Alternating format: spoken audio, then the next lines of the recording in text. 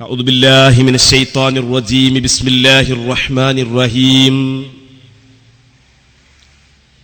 يا أيها الذين آمنوا اتقوا الله حق تقاته ولا تموتن إلا وأنتم مسلمون صدق الله مولانا العظيم وقال نبينا محمد صلى الله عليه وسلم إن من الشجر لما بركته كبركة المسلم رب اشرح لي صدري ويسر لي أمري واحلل عقدة من لساني يفقهوا قولي إن أريد إلا الإصلاح ما استطعت وما توفيقي إلا بالله عليه توكلت وإليه أنيب. വേദിയിലെ അധ്യക്ഷൻ ഉസ്താദ് അബ്ദുൽ നാസിർ അൻവരി അവർകളെ, ബഹുമാന്യരായ ബഷീർ ബാക്കവി സ്വാഗത ഭാഷണം പ്രൗഢമായി നിർവഹിച്ച ഹസൻ ഫൈലി പന്നിപ്പാറ, അതുപോലെ വളരെ ശ്രദ്ധേയമായ ഇസ്ലാമിൻ്റെ അടിസ്ഥാന സ്തംഭമായ തൗഹീദിന്റെ യാഥാർത്ഥ്യം ഖുർആനിന്റെ ഭാഷ്യത്തിലൂടെ നമ്മുടെ മുമ്പിൽ സമർപ്പിച്ച എൻ്റെ പ്രിയപ്പെട്ട സഹപ്രവർത്തകനും ആദർശ രംഗത്തെ മുന്നണി പോരാളിയുമായ അമീർ ഹുസൈൻ ഹുദവി, ഈ നിറഞ്ഞു കവിഞ്ഞ സദസ്സിൽ സംഗമിച്ച പ്രിയപ്പെട്ട സഹോദരങ്ങളെ, ഈ മഹത്തായ പരിപാടി ഈ നിമിഷം ലോകത്തെ മുഴുവൻ കോണുകളിലേക്കും എത്തിച്ചുകൊണ്ടിരിക്കുന്ന എൻ്റെ പ്രിയപ്പെട്ട സുഹൃത്തുക്കളായ മൻസൂർ അലി ചെമ്മാട്, അതുപോലെ സയ്യിദ് നൂറുദ്ദീൻ തങ്ങൾ അൽ ജിഫിരി, സമസ്ത കേരള ഇസ്ലാമിക് ക്ലാസ് റൂമിൻ്റെ പ്രഗത്ഭരായ പ്രവർത്തകന്മാരെ, അല്ലാഹു സുബ്ഹാനഹു വ തആല ഈ സംഗമം സാലിഹായ അമലായി സ്വീകരിക്കുമാറാവട്ടെ. ഇവിടെ ആദർശ വിശദീകരണമാണ്. നേരത്തെ എന്തൊക്കെയോ ഇവിടെ ചില നാടകങ്ങളൊക്കെ നടന്നു എന്ന് ഈ നാട്ടിൽ വന്നപ്പോൾ അറിയാൻ കഴിഞ്ഞു. നമ്മുടെ പരിപാടിക്ക്, നമ്മുടെ സംഗമത്തിന്, നമ്മുടെ വിശദീകരണത്തിന് അതിലൊരു നാടകീയതയും ഇല്ല. ആരെയും വകവരുത്തുവാനുള്ള ആഹ്വാനവും ഇല്ല. ആശയപരമായിട്ടാണെങ്കിലും മാനസികമായിട്ടാണെങ്കിലും ശാരീരികമായിട്ടാണെങ്കിലും ഒരാളെയും അടിച്ചമർത്താനോ ഇല്ലാതെയാക്കാനോ അല്ല നമ്മുടെ പരിപാടി. ബഹുമാനപ്പെട്ട സമസ്ത കേരള ജംഇയ്യത്തുൽ ഉലമ സമാധാനത്തിന്റെ പ്രസ്ഥാനമാണ്. അതുകൊണ്ട് നമ്മൾ ഒരിക്കലും തന്നെ ഏതെങ്കിലും മുജാഹിദ് പ്രവർത്തകന്മാർ ബഹുഭൂരിപക്ഷമുള്ളതോ അവരുടെ നേതൃത്വമുള്ളതോ ആയ മഹല്ലുകളിൽ പോയിട്ട് അവരുടെ പള്ളിയിലേക്കും പള്ളിക്കാട്ടിലേക്കും മൈക്ക തിരിച്ചു പിടിച്ചുകൊണ്ട് നാം പ്രസംഗിക്കുകയോ അവരെ അവഹേളിക്കുകയോ ചെയ്യാറില്ല പരസ്യമായി. നമുക്കവിടെ ദീനീ പ്രവർത്തനങ്ങൾ നമ്മുടേതായ ശൈലിയിൽ, നമ്മുടേതായ സ്വഭാവത്തിലൂടെ, മറ്റു രൂപത്തിലൂടെ നമ്മൾ പ്രവർത്തിക്കുകയാണ് ചെയ്യാറുള്ളത്. ആ രാജ്യത്ത്, ആ നാട്ടിൽ പോയിട്ട് അവിടെ ഒരു കലാപം, ഒരു പ്രശ്നം സൃഷ്ടിക്കുക, അതിനുവേണ്ടി കോഴിക്കോട് നിന്നും അലനല്ലൂരിൽ നിന്നും അതുപോലെ തൃശ്ശൂരിൽ നിന്നും ആളുകളെ ഇറക്കുമതി ചെയ്തുകൊണ്ട് ഗ്രൗണ്ട് നിറക്കുക, ഇതുപോലുള്ള നാടകീയതകൾ നമ്മളാരും നടത്താറില്ല. അതിന്റെ ആവശ്യവും ഇല്ല. നമ്മുടെ കേരളത്തിന്റെ ഒരു ചിത്രം പരിശോധിച്ചു നോക്കൂ. കേരളത്തിന്റെ കവലകൾ നാം ഒന്ന് പരിശോധിച്ചു നോക്കൂ. മഹല്ലുകൾ നാം ഒന്ന് വിശകലനം ചെയ്തു നോക്കൂ. വളരെ ഭദ്രമായി മുന്നോട്ട് പോകുന്ന മഹല്ല്, ഇവിടെ കുഴപ്പങ്ങളില്ല. എലക്ഷൻ വരുന്ന സമയത്ത് സ്ഥാനാർത്ഥി തോറ്റ ആൾക്കാരെ ജയിച്ച ആൾക്കാരൊന്ന് കൂക്കും, ഇങ്ങനെയൊക്കെയുള്ള പ്രശ്നങ്ങൾ അത് പിറ്റേന്ന് കണ്ടാൽ ചിർച്ചും ചെയ്യും എന്നതിൽ കവിഞ്ഞ് മുസ്ലിമീങ്ങൾ തമ്മിൽ വല്ല പ്രശ്നങ്ങളും ഉണ്ടാവാറുണ്ടോ?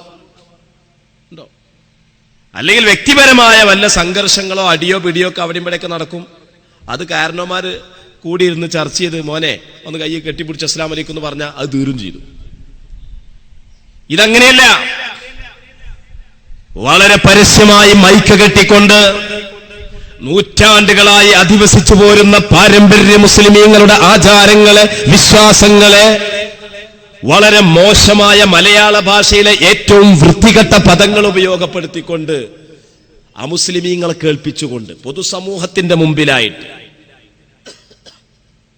ഇസ്ലാമിനെ തെറ്റിദ്ധരിക്കാൻ മറുവിഭാഗങ്ങൾക്ക് ഏറ്റവും കൂടുതൽ അവസരം നൽകിക്കൊണ്ട് ഇങ്ങോട്ട് വരും. എന്നിട്ട് 2, 3, 4 തലങ്ങും വിലങ്ങും പരിപാടിയാണ്.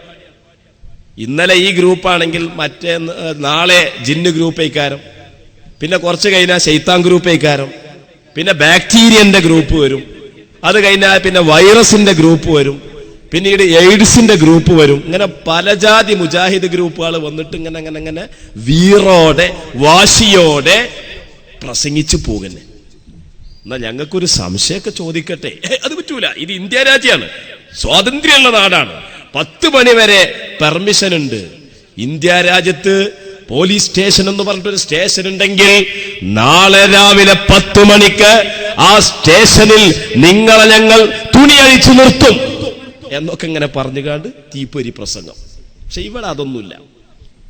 ഇവിടെ വളരെ മാന്യമായി, എത്ര മാന്യമായിട്ടാണ് നമ്മുടെ അമീർ ഹുസൈൻ ഹുദവി പ്രസംഗിച്ചത്. ഏതെങ്കിലും ഒരു പ്രസ്ഥാനത്തെ നോവിച്ചോ? ഇല്ല. കാര്യങ്ങൾ വളച്ചുകെട്ടില്ലാതെ പറഞ്ഞു എന്നതിൽ കവിഞ്ഞ ഒരു മുറിവ് ഉണ്ടാക്കിയോ? ഇല്ല. ഇതാണ് നമ്മുടെ ശൈലി. അതുകൊണ്ട് തന്നെ നമുക്ക് ലഭ്യമായ സമയം ഉപയോഗപ്പെടുത്തിക്കൊണ്ട് ഇവിടെ പ്രസംഗിച്ച വിഷയത്തിലോ ആരെങ്കിലും പ്രസംഗിച്ചു പോയ വിഷയത്തിലോ നിങ്ങൾക്ക് സംശയങ്ങൾ ചോദിക്കാനുണ്ടെങ്കിൽ ചോദിക്കാം, എത്രയും ചോദിക്കാം. ആരും ഇവിടെ വകവരുത്താനോ മറ്റൊന്നിനുമില്ല. ഒരു പ്രകോപനം ഉണ്ടാവില്ല. ചോദിക്കാൻ വന്നവരുടെ പ്രൊട്ടക്ഷൻ ഇൻഷാ അല്ലാഹ് ഇവിടുത്തെ SKSF-ന്റെയും SYS-ന്റെയും പ്രവർത്തകന്മാർ അവർക്ക് നൽകും. അവർക്കൊരു പോറലേൽക്കൂല, അവർക്ക് യാതൊരു തരത്തിലുള്ള അവഹേളനവും സംഭവിക്കില്ല, ഒരു നിലക്കും അവർക്ക് ചോദ്യം ചോദിക്കുന്നതിൽ വിഘ്നം വരികയില്ല. അങ്ങനെയുള്ള ഒരു സുതാര്യമായ സദസ്സാണ്. 2 കസേര ആരെങ്കിലും അവിടെ നിട്ട് കൊടുത്ത പ്രവർത്തകന്മാർ. കസേര കഴിഞ്ഞോ? എല്ലാ കസേരയിലും ആൾക്കാർ ഇരുന്നല്ലോ. ഈ ഒരു കസേരല്ല. നമ്മളടുക്കൽ ചോദ്യം വരുന്ന ആൾക്കാർ ചില സദസ്സുകളൊക്കെ ഇപ്പൊ എങ്ങനെ നടക്കണമെന്ന് വെച്ചാൽ നാടക മുഖാമുഖങ്ങളിലൊക്കെ നടക്കുന്നത് ചോദ്യകർത്താവ് എന്ന് പറഞ്ഞിട്ട് ഒരാളെ ബാക്കിൽ നിന്ന് ഇങ്ങോട്ട് വളണ്ടിയർമാര് പോത്തിനിറക്കാൻ കൊണ്ടുവരുന്ന അയാൾ കൊടുന്നോക്കൂ, വേറൊരാളെ അങ്ങോട്ട് കടത്തി വിടൂല. എന്നിട്ട് ആ കൊണ്ടുവരുന്ന ആ ഒരു 10 അടി നടന്നു വരുമ്പോഴത്തേക്ക് അയാളെ മനസ്സൊക്കെ ആകെ പേടിച്ച് ഇറുകിയിട്ടുണ്ടാവും. ഇവിടെ എന്താ നടക്കാൻ പോകുന്നത്? വല്ല പോത്തിനെ അറക്കാൻ വേണ്ടി, ഉദയ്യത്ത് അറക്കാൻ വേണ്ടി നമ്മൾ കയറ് കൂട്ടി കെട്ടുമല്ലോ, അതേമാതിരിയാണ് ചോദ്യകർത്താവ് എന്ന് പറഞ്ഞാൽ ഉദയ്യത്ത് മൃഗാണെന്ന് അവരെ വിചാരം. ആ കോലത്തിലുള്ള മുഖാമുഖങ്ങളൊക്കെ ജനങ്ങളെ കബളിപ്പിക്കാനുള്ളത് മാത്രമാണ്. നിങ്ങൾ നോക്കൂ, നമ്മുടെ ഈ മുഖാമുഖം അല്ലെങ്കിൽ ഇവിടെ നടക്കുന്ന സംശയ നിവാരണം അല്ലെങ്കിൽ ഇവിടെ നടക്കുന്ന പ്രഭാഷണം ഇത് ഈ നാട്ടുകാർ മാത്രമല്ല കേൾക്കുന്നത് എന്ന ഉത്തമ ബോധ്യം നമുക്കുണ്ട്. നമ്മുടെ സയ്യിദ് നൂറുദ്ദീൻ തങ്ങളുടെ നേതൃത്വത്തിൽ, മൻസൂർ അലിയുടെ നേതൃത്വത്തിൽ ഈ ശബ്ദം, ഈ ദൃശ്യം അത് ലോകത്തിന്റെ എല്ലാ ദിക്കുകളിൽ നിന്നും വളരെ വലിയ പണ്ഡിതന്മാർ, ഗവേഷണ വിദ്യാർത്ഥികൾ, ചിന്തകന്മാർ ഇത് നിരീക്ഷിച്ചുകൊണ്ടിരിക്കുന്നു. നിങ്ങളുടെ പന്നിപ്പാറയിലുള്ള ഈ പരിപാടി കേട്ടുകൊണ്ടിരിക്കുന്നുണ്ട്. ആയിരക്കണക്കിന്, 10,000-കണക്കിന് ആളുകൾ കേട്ടുകൊണ്ടിരിക്കുന്നുണ്ട്. അല്ലാഹു തആല ആ സംവിധാനം ഒരുക്കി തന്ന നമ്മുടെ SKSF-ന്റെ ഓൺലൈൻ സംരംഭമായ സമസ്ത ഇസ്ലാമിക് ക്ലാസ് റൂമിനെയും അതിന്റെ പ്രവർത്തകന്മാരെയും അല്ലാഹു ഖൈറിലേക്ക് ഉയർത്തുമാറാവട്ടെ എന്ന് ദുആ ചെയ്യുകയാണ്. ഞാൻ സാന്ദർഭികമായി പറയട്ടെ, നാട്ടുകാരോട് സാന്ദർഭികമായി പറയട്ടെ, ഇവിടെ വളരെ ഇന്റർനെറ്റിന് വളരെ റേഞ്ചുള്ള ഒരു സ്ഥലമാണ്. ഞാൻ ഇവിടെ വന്ന് പരിശോധിച്ചപ്പോൾ എനിക്ക് മനസ്സിലായി 4G വരെ ഇവിടെ കിട്ടുന്നുണ്ട്. അതുകൊണ്ട് തന്നെ നിങ്ങൾ മൊബൈൽ ഉപയോഗിക്കുന്നുണ്ടെങ്കിൽ, നിങ്ങൾ ലാപ്ടോപ്പ് ഉപയോഗിക്കുന്നുണ്ടെങ്കിൽ ബൈലക്സ് മെസഞ്ചർ എന്ന് പറയുന്ന ആ ഒരു എന്ത് എന്നുള്ളത് എനിക്കറിയില്ല, ആ ഒരു സാധനം അത് ഇൻസ്റ്റാൾ ചെയ്തതിന് ശേഷം നിങ്ങൾ ഈ സമസ്ത ഇസ്ലാമിക് ക്ലാസ് റൂമിൽ ചെന്നുകൊണ്ട് 24 മണിക്കൂറും ദീനിന്റെ സന്ദേശം പകർത്തി കൊടുക്കുന്ന, അതിലൂടെ വിജ്ഞാനം കരഗതമാക്കാൻ പ്രത്യേകിച്ച് ഗൾഫിലൊക്കെ ഉള്ള സുഹൃത്തുക്കൾ നാട്ടിലുള്ള വീട്ടുകാരോട് വിളിച്ചു പറഞ്ഞുകാണ്ട് ആ കാര്യങ്ങളിലൊക്കെ സജീവമാവണം എന്ന് സാന്ദർഭികമായി ഞാൻ ഉണർത്തുകയാണ്. അല്ലാഹു തൗഫീഖ് പ്രദാനം ചെയ്യുമാറാവട്ടെ. അപ്പോ നിങ്ങൾ നോക്കൂ സഹോദരങ്ങളെ, ആർക്കെങ്കിലും സംശയം ചോദിക്കാൻ എൻ്റെ പ്രസംഗത്തിന്റെ തുടക്കത്തിൽ തന്നെ പറയുന്നത് എന്താന്ന് വെച്ചാൽ, ഒരാള് സംശയം ചോദിക്കാൻ വേണ്ടി വരികയാണെങ്കിൽ ഞാൻ എൻ്റെ പ്രസംഗം നിർത്തും, ഓൾറെഡി നിർത്തും. പിന്നെ അവിടെ പ്രഭാഷണമല്ല, പിന്നെ അദ്ദേഹത്തിന് ഞങ്ങൾക്ക് സംശയമൊന്നുമില്ല, ഞങ്ങൾക്കൊരു സംശയവുമില്ല എന്നാണ് പറയുന്നതെങ്കിൽ വിമർശനങ്ങളാവാം, ആരോപണങ്ങളാവാം, അതിന്റെ നിജസ്ഥിതി, അതിന്റെ വിശദീകരണം ആരായാലാവാം, എല്ലാത്തിനും ഇവിടെ അവസരമുണ്ട്. ആരും ഒന്നും നിങ്ങളെ ചെയ്യൂല. ഞങ്ങൾക്ക് അറിയാത്ത വിഷയമാണെങ്കിൽ അതറിയൂല, അത് ഉസ്താദുമാരോട് ചോദിച്ചു പറയാം എന്ന ആ ഒരു നിലപാട് മാത്രമായിരിക്കും ഞങ്ങൾക്ക് ഉണ്ടാകുക. കിതാബുകൾ ഞങ്ങളിവിടെ കൊണ്ടുവന്നിട്ടുണ്ട്, എല്ലാ കിതാബും കൊണ്ടുവന്നിട്ടുണ്ട്. എന്റെ പ്രിയപ്പെട്ട സഹോദരങ്ങളെ, നിങ്ങൾ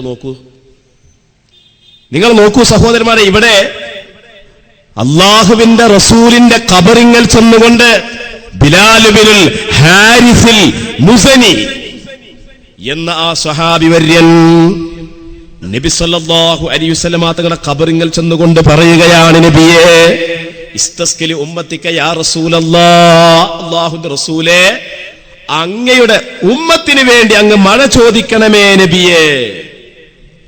ആ ഹദീസ് റിപ്പോർട്ട് ചെയ്ത് അതിന്റെ വ്യക്തമായ ഹദീസ് നമ്പർ സഹിതം ഇവിടെ പറഞ്ഞു. ഈ ഹദീസ് അന്ന് മുതൽ ഇന്നേ വരെ നമ്മുടെ ഇമാമുമാർ അവരുടെ ഗ്രന്ഥങ്ങളിൽ പല ആവശ്യങ്ങൾക്ക് വേണ്ടി ഉദ്ധരിച്ചപ്പോൾ അവരാരെങ്കിലും പറഞ്ഞു ഇത് ശിർക്കാണെന്ന്? ഈ മുജാഹിദിന്റെ ഗ്രൂപ്പുകാരല്ലാതെ ആരെങ്കിലും പറഞ്ഞോ ഇത് ശിർക്കാണെന്ന് പറഞ്ഞോ? ലോക മുസ്ലിമീങ്ങൾക്ക് മനസ്സിലാക്കാൻ കഴിയാത്ത ഒരു ആശയത്തെ ഇവർ എന്തിനു നിർമ്മിച്ചു? ഇത് നിർമ്മിച്ച ആശയമാണ്. നിങ്ങൾ നോക്കൂ, ഈ ജിന്നി വിവാദം ഉണ്ടായല്ലോ, ജിന്നി വിവാദം. അതായത് ജിന്നെ സഹായിക്കണേ എന്ന് ഒരാൾ സഹായം ചോദിച്ചാല്, അവരുടെ ഭാഷയിൽ പറയുകയാണെങ്കിൽ പ്രാർത്ഥിച്ചാല്, നമ്മുടെ ഭാഷയിൽ പറയുകയാണെങ്കിൽ സഹായം ചോദിച്ചാല് അതു ശിർക്കല്ല എന്ന് പറഞ്ഞ് കടന്നു വന്ന ജിന്നി വിഭാഗം മുജാഹിദുകൾ ഇവിടെ മുജാഹിദ് വിഭാഗത്തിന്റെ ഇടയില് വഹാബികൾക്കിടയില് കോളിളക്കം സൃഷ്ടിച്ചപ്പോൾ അന്നൊരു പുസ്തകം ഇറങ്ങിയിട്ടുണ്ട്, ജിന്നി വിവാദം വസ്തുത എന്ത്. ഈ മേശപ്പുറത്ത് ആ പുസ്തകം ഇരിക്കുന്നുണ്ട്, ജിന്നി വിവാദം വസ്തുത എന്ത്.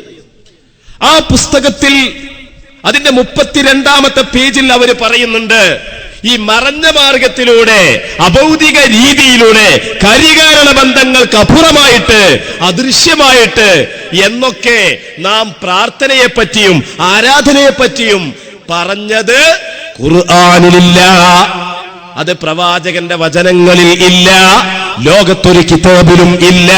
അത് മുജാഹിദ് വിഭാഗം വഹാബികൾ പടച്ചുണ്ടാക്കിയ കെട്ടിച്ചമച്ചുണ്ടാക്കിയ പുത്തൻ വാദമാണ് എന്ന് മുജാഹിദുകൾ തന്നെ ജിന്നി വിവാദം വസ്തുതയുണ്ട് എന്ന പുസ്തകത്തിന്റെ 32ാമത്തെ പേജിൽ എഴുതി വെച്ചിട്ടുണ്ട്. അതുകൊണ്ടാണ് നമ്മൾ പറഞ്ഞത്, തൗഹീദിന്റെ വിഷയത്തിൽ ഒരു പുതിയ ആശയമാണ് ഇവരെ കൊണ്ടുവന്നത്. അതൊരിക്കലും തന്നെ ഖുർആനിലില്ല, പ്രവാചകന്മാരുടെ അധ്യാപനത്തിൽ ഇല്ല, അതുപോലെ സ്വഹാബത്തിന്റെ അവർ മനസ്സിലാക്കിയതിൽ ഇല്ല, ഇമാമുമാർ അവർ ക്രോഡീകരിച്ച ഗ്രന്ഥങ്ങളിൽ ഒരിടത്തും ഇല്ല. അതുകൊണ്ടാണ് നമ്മൾ പറഞ്ഞത്, ഒരു മുസ്ലിമിന് ഒരിക്കലും തന്നെ മുജാഹിദാൻ പറ്റൂല. ഒരു മുസ്ലിമായ ആൾക്കാരല്ലേ നമ്മളൊക്കെ. വജ്ജഹ്തു വജ്ഹിയ ലില്ലദീ ഫത്തറസ് സമാവാതി വൽ അർദ് ഹനീഫൻ മുസ്ലിമാ വമാ അന മിനൽ മുശ്രികീൻ ഇന്ന സ്വലാത്തി വനുസുകി വമഹ്യായ വമമാതി ലില്ലാഹി റബ്ബിൽ ആലമീൻ ലാ ശരീക ലഹു വബിദാലിക ഉമിർതു വഅന മിനൽ മുസ്ലിമീൻ. ഞാൻ മുസ്ലിമീങ്ങളിൽപ്പെട്ടവനാണ്, ഞാൻ മുസ്ലിമാണ് എന്ന് 5 നേരം 5 വട്ടം നമ്മൾ പറയുമ്പോൾ അങ്ങനെയുള്ള ഒരു മുസ്ലിമിന് ഒരിക്കലും മുജാഹിദാവാൻ കഴിയൂല. അത് ഔദ്യോഗിക കേന്ദ്ര മുജാഹിദാവട്ടെ, അല്ലെങ്കിൽ ജിന്നി മുജാഹിദാവട്ടെ, അതല്ലെങ്കിൽ ഹദീസു നിഷേധ മുജാഹിദാവട്ടെ, ഒരു മുജാഹിദാവാനും ഒരു മുസ്ലിമിന് സാധ്യം അല്ല, സാധിക്കൂല. ഈമാനുള്ളൊരു മുസ്ലിമിന് മുജാഹിദാവാൻ കഴിയില്ല. എന്തുകൊണ്ട് കഴിയില്ല? മുജാഹിദുകൾ അല്ലാഹുവിന്റെ തൗഹീദിനെ അമ്പിയാക്കൾ പഠിപ്പിച്ചതിനെ അട്ടിമറിക്കുകയും അതിന് പുതിയ പുതിയ വിശദീകരണങ്ങൾ കണ്ടെത്തുകയും അതിനെ ദീനിന്റെ പേരിൽ അവതരിപ്പിക്കുകയും അതുവഴി കുറെ ആളുകളെ വലയിലാക്കുകയും അത് മുഖാന്തിരം എത്രയോ ആളുകളെ പിഴപ്പിച്ചുകൊണ്ടിരിക്കുകയും ചെയ്തുകൊണ്ടിരിക്കുകയാണ്. അതുകൊണ്ടാ ഒരു മുസ്ലിമിന് മുജാഹിദാവാൻ കഴിയൂല. ഒരു മുസ്ലിമിന് മുജാഹിദാൻ കഴിയൂല. അപ്പൊ മുജാഹിദിന്റെ വിശ്വാസം എന്താണ്? മുജാഹിദുകളുടെ വിശ്വാസം എന്താണെന്നറിയോ? ഒരാൾ മരിച്ചുപോയാൽ ഖബറടക്കി കഴിഞ്ഞാൽ അതോടുകൂടി അയാൾ ജീർണിച്ചു എന്നാണ്. പഴയ കാലത്ത് നമ്മളൊക്കെ നാട്ടിൽ വയല് പരമ്പര നടത്താറുണ്ട്. ആ വയല് പരമ്പരയിൽ വലിയ ഉസ്താദുമാര് വയല് പറയാറുണ്ട്. ആ വയലിൽ അവരൊരു പ്രധാനപ്പെട്ട വിഷയം പറയാറുണ്ട്. ഏതാണ് ആ വിഷയം എന്നറിയോ? മരണവും മരണാനന്തര ജീവിതവും. എന്നാ മുജാഹിദ് എന്താ പറയുന്നത്? മുജാഹിദിന്റെ വിശ്വാസപ്രകാരം മരണവും മരണാനന്തര ജീർണതയും. മരണാനന്തരം ജീർണതയാണ് മുജാഹിദിന്റെ വിശ്വാസം. മരണാനന്തരം ജീവിതമാണെന്ന് നമ്മൾ മനസ്സിലാക്കിയപ്പോ മുജാഹിദുകാരൻ പറഞ്ഞു മരണാനന്തരം ജീർണതയാണ്. ഒരു മുസ്ലിമിന് മുജാഹിദാവാൻ കഴിയോ സുഹൃത്തുക്കളെ? നിങ്ങൾ നോക്കൂ, ഖുർആൻ എന്താ പറഞ്ഞത്? വിശുദ്ധ ഖുർആൻ സൂറത്തുൽ മുംതഹിനയുടെ 13-ാമത്തെ ആയത്തിലൂടെ നമ്മൾ പഠിപ്പിച്ചു. 13-ാമത്തെ ആയത്തിൽ, ആകെ സൂറത്തുൽ മുംതഹിനയിൽ 13 ആയത്താണുള്ളത്. 13-ാമത്തെ ആയത്തിൽ അല്ലാഹു തആല പറയാണ്, യാ അയ്യുഹല്ലദീന ആമനു ലാ തതവല്ലൗ ഖൗമൻ ഗളിബല്ലാഹു അലൈഹിം ഖദ് യഇസൂ മിനൽ ആഖിറ കമാ യഇസൽ കുഫാർ മിൻ അസ്ഹാബിൽ ഖുബൂർ. ശ്രദ്ധിക്കണം മുസ്ലിമീങ്ങൾ, ശ്രദ്ധിക്കണം മുജാഹിദീങ്ങളും ശ്രദ്ധിക്കണം. മുസ്ലിമീങ്ങളും ശ്രദ്ധിക്കണം, മുജാഹിദീങ്ങളും ശ്രദ്ധിക്കണം, രണ്ടു കൂട്ടരും ശ്രദ്ധിക്കണം. എന്നിട്ട് എവിടെയാണ് ശരി എന്ന് പരിശോധിക്കണം. ഖുർആൻ പറഞ്ഞത് എന്താണ്? യാ അയ്യുഹല്ലദീന ആമനു, അല്ലയോ മുഅ്മിനീങ്ങളെ, ലാ തതവല്ലൗ, നിങ്ങൾ സഹകരിച്ചു പോകരുത്, ഖൗമൻ, ഒരു ജനതയോടും, ഗളിബല്ലാഹു അലൈഹിം, അവരോട് അല്ലാഹു കോപിച്ചിരിക്കുന്നു, അങ്ങനത്തെ ഒരു ജനതയോടും നിങ്ങൾ അവരോട് സഹകരിച്ചു പോകരുത്. ഖദ് യഇസൂ മിനൽ ആഖിറ, അവർക്ക് പരലോകത്തിൽ നിരാശയാണുള്ളത്.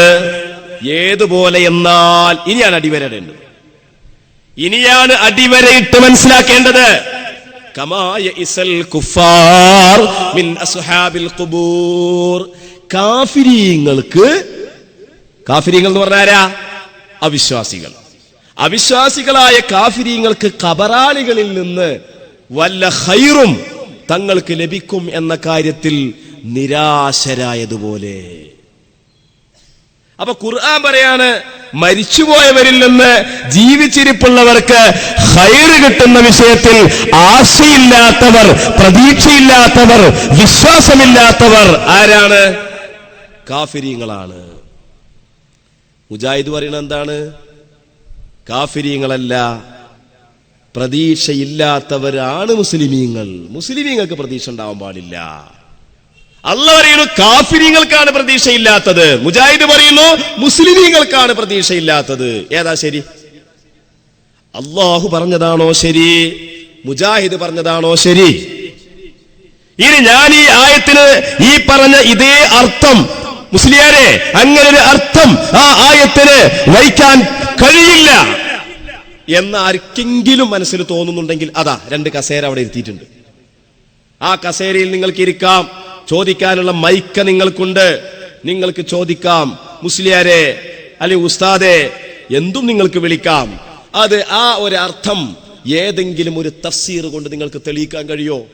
ഖുർആൻ പറഞ്ഞാൽ ഇവർ വേഗം തഫ്സീറിലേക്കാണ് ചാടും. ഹദീസ് ഓതിയവർ പറയും ഹദീസൊക്കെ ശരിയാണ്, പക്ഷെ ഏതെങ്കിലും സുന്നത്തി ജമാഅത്തിന്റെ ഇമാമിങ്ങൾ പറഞ്ഞിട്ടുണ്ടോ? ഇമാമിങ്ങൾ പറഞ്ഞാൽ പറയും ഇമാമിങ്ങൾക്ക് തെറ്റുപറ്റും, അത് ഖുർആനെതിരാണ്, അതുകൊണ്ട് ഖുർആനെതിരായതുകൊണ്ട് ഇമാമിന് സ്വീകാര്യമല്ല.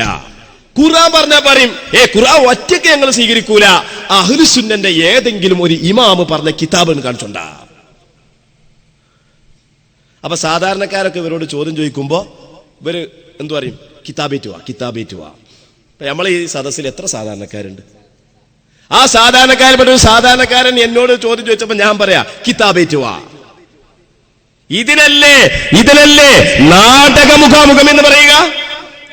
നാടകത്തിന് എന്തല്ല, നാടകവും സിനിമയ്ക്കൊക്കെ ആൾക്കാർ വേറെല്ലേ? നാടകം നടത്തേണ്ടവരും സിനിമയിൽ അഭിനയിക്കേണ്ടവരൊക്കെ ആരാണ്?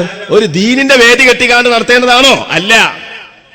ഞാൻ ഈ പറഞ്ഞ ആയത്തിന് ഇങ്ങനൊരു അർത്ഥമില്ല എന്ന് പറയാൻ തന്റേടമുള്ള, വിവേകമുള്ള, അറിവുള്ള, ജ്ഞാനമുള്ള, കിതാബ് പരതാൻ കഴിവുള്ള ആരെങ്കിലും ഒരാളുണ്ടോ? ഉണ്ടെങ്കിൽ അവർക്ക് വരാം, അവിടെ ഇരിക്കാം, മൈക്ക് ഉപയോഗപ്പെടുത്താം, ചോദിക്കാം, അല്ലെങ്കിൽ ചോദ്യം ചെയ്യാം. ചോദിക്കാം എന്ന് തന്നെ ഞാൻ പറയുന്നില്ല, ചോദ്യം ചെയ്യാം. ചോദ്യം ചെയ്യാൻ വന്നാലും മതി. ഞങ്ങൾക്ക് ചോദിക്കാനൊന്നുമില്ല, ഞങ്ങൾക്കൊരു സംശയമില്ല. ഞങ്ങൾക്ക് ഞങ്ങളെ മൗലവിമാരുടെ ആ ഒരു CD 24 മണിക്കൂറും എയർഫോൺ ചെവിയിൽ ഫിറ്റ് ചെയ്തിട്ട് ഞങ്ങളിങ്ങനെ കേട്ട് കേട്ട് കേട്ട് മസ്തിഷ്കത്തിൽ ആണിയടിച്ചതുപോലെ അവരുടെ ആശയങ്ങളെ തഴമ്പിച്ച് മാറിയിരിക്കുന്നു. അതുകൊണ്ട് ഞങ്ങൾക്ക് സംശയമൊന്നുമില്ല. മൗലവിമാര് പറഞ്ഞ കാസറ്റ് ഇങ്ങനെ എയർഫോൺ വെച്ചിട്ട് ചെവിയിൽ വെച്ചിട്ട് ഞങ്ങളിങ്ങനെ അതൊക്കെ തർപ്പിച്ചുറപ്പിച്ച് വെച്ചിട്ടുണ്ട്. ഞങ്ങൾക്ക് സംശയമില്ല എന്നാണെങ്കിൽ സംശയം ചോദിക്കണ്ട, ചോദ്യം ചെയ്താൽ മതി. ചോദ്യം ചെയ്താൽ മതി. നിങ്ങൾ നോക്കൂ സഹോദരന്മാരെ, ഇപ്പൊ ഇവിടെ തന്നെ നേരത്തെ സ്വാഗത പ്രസിദ്ധത്തിൽ ഹസൻ ഫൈസി വളരെ കുറഞ്ഞ വാക്കിലൂടെ പറഞ്ഞു. കൂടുതൽ അദ്ദേഹം വിശദീകരിക്കാൻ സമയമില്ലാത്തതുകൊണ്ട് പറഞ്ഞിട്ടില്ല. എന്താണ് സംഭവം എന്നറിയോ? ഈസാ നബി അലൈഹിസ്സലാം ആഖിറു സമാനിൽ വരുമല്ലോ. എവിടുന്ന് വരും? രണ്ടാമത്തെ ആകാശത്തിൽ നിന്ന് വരും. എന്നിട്ട് എവിടെയാണ് ഇറങ്ങുക? ഷാമില് ആ ഭാഗത്ത് അല്ലെ, ഫലസ്തീൻ അവിടെ എവിടെയല്ലേ ഇറങ്ങല്? ഫലസ്തീനിൽ ഇറങ്ങും. എന്നിട്ട് ഇറങ്ങിയാൽ ഈസാ നബി അലൈഹിസ്സലാമിന്റെ പ്രവർത്തനം ആരംഭിക്കൽ എങ്ങനെയാണ്? ബഹുമാനപ്പെട്ട ഈസാ നബി അലൈഹിസ്സലാം ആദ്യം അവിടെ മഹ്ദി ഇമാം ഉണ്ടാകും. അവർ നിസ്കാരത്തിന് നേതൃത്വം വഹിക്കും, ആളുകൾ മൗമുമായിട്ട് നിസ്കരിക്കും, അതൊക്കെ സംഭവിക്കും. അപ്പോൾ നമ്മുടെ സംഘാടകർക്ക് ഈ പറയുന്നതൊന്നുമല്ല അവരുടെ വിഷയം. അവരുടെ വിഷയം ബക്കറ്റും അതിലുള്ള കാശുമാണ്. അപ്പൊ നമ്മുടെ പ്രവർത്തകന്മാർ, ഇവിടെ SKSF പ്രവർത്തകന്മാര് വരുന്നുണ്ട്. നിങ്ങളൊക്കെ ഓരോരുത്തരും അവരവരുടെ കഴിവിൽ പെട്ടതിന്റെ പരമാവധി എന്താണെങ്കിൽ അതായിരിക്കണം അതിലിടേണ്ടത്. അല്ലാഹു സുബ്ഹാനഹു വ തആല ഇതിൽ നിക്ഷേപിക്കുന്ന ഓരോ തുകക്കും അല്ലാഹു ലക്ഷക്കണക്കിന് മടങ്ങ് പ്രതിഫലം അല്ലാഹു പ്രദാനം ചെയ്യുമാറാവട്ടെ എന്ന് ദുആ ചെയ്യുകയാണ്. ബിസ്മില്ലാഹിർ. അപ്പോൾ എന്റെ പ്രിയപ്പെട്ട സഹോദരന്മാരെ, ബക്കറ്റേറ്റ് അവിടെ വരുന്നുണ്ട്. അത് നമ്മളെ പരിപാടികളൊക്കെ അതിന്റെ നടത്തിപ്പ് എന്ന് പറഞ്ഞാൽ ജനകീയമാണ്. ജനകീയമായിട്ട് ഓരോരുത്തരുടെയും ഓരോ തുള്ളി, അത് പല തുള്ളിയായി പെരുവെള്ളമായി അങ്ങനെ നടത്തപ്പെടുന്ന ദീനി പരിപാടികളാണ് അഹ്ലുസുന്നയുടെ പരിപാടി, സമസ്ത ജംഇയ്യത്തുൽ ഉലമായുടെ പ്രബോധന മാർഗം. അല്ലാഹു തആല ഖബൂൽ ചെയ്യുമാറാവട്ടെ എന്ന് ഈ സന്ദർഭത്തിൽ ദുആ ചെയ്യാം. ഈസാ നബി അലൈഹിസ്സലാം അങ്ങനെ നേരെ ചെല്ലും. എവിടേക്ക് ചെല്ലും? അള്ളാഹുവിന്റെ റസൂലിന്റെ റൗളയിലേക്ക് ചെല്ലും. റൗളയിൽ ചെന്നുകൊണ്ട് പറയും, യാ മുഹമ്മദു, ഓ മുഹമ്മദ് നബിയേ എന്ന് പറയുമ്പോ ലഉജീബന്നഹു, ഞാൻ മുഹമ്മദ് നബി, ഞാൻ ഈസാ നബിക്ക് ഉത്തരം ചെയ്യുക തന്നെ ചെയ്യുമെന്ന് മുഹമ്മദ് മുസ്തഫ സല്ലല്ലാഹു അലൈഹി വസല്ലം. അപ്പൊ ഖബറിൽ കിടക്കുന്ന റസൂലുള്ളാഹിനെ വിളിക്കാണ്. ഖബറിൽ കിടക്കുന്ന റസൂലുള്ളാഹിനെ വിളിക്കാണ്. അപ്പൊ ആ റസൂലുള്ളാഹ് ഈസാ നബിക്ക് മറുപടി കൊടുക്കുകയാണ്. ഇത് ശിർക്കാണെന്നല്ലേ മുജാഹിദുകാരാ നീ പറഞ്ഞത്? ഖബറിങ്ങൾ ചെന്നുകൊണ്ട് ഖബറാളിയെ അഭിസംബോധനം ചെയ്യുകയും ആശയവിനിമയം നടത്തുന്നതും ശിർക്കാണെന്നല്ലേ മുജാഹിദുകാരാ നീ നിന്റെ അനുയായികളെ പഠിപ്പിച്ചത്? പക്ഷേ ഈസാ നബി ചെയ്തതോ? അതിനിപ്പോ ഇയാൾ ഒരു മറുപടി ഉണ്ടാക്കി വന്നിക്ക. അത് മുഅ്ജിസത്താണ്. ആഹാ, ഇത് നിങ്ങൾക്ക് രണ്ടു കൂട്ടർക്കും പറയാൻ പറ്റാത്ത വാദാണിത്.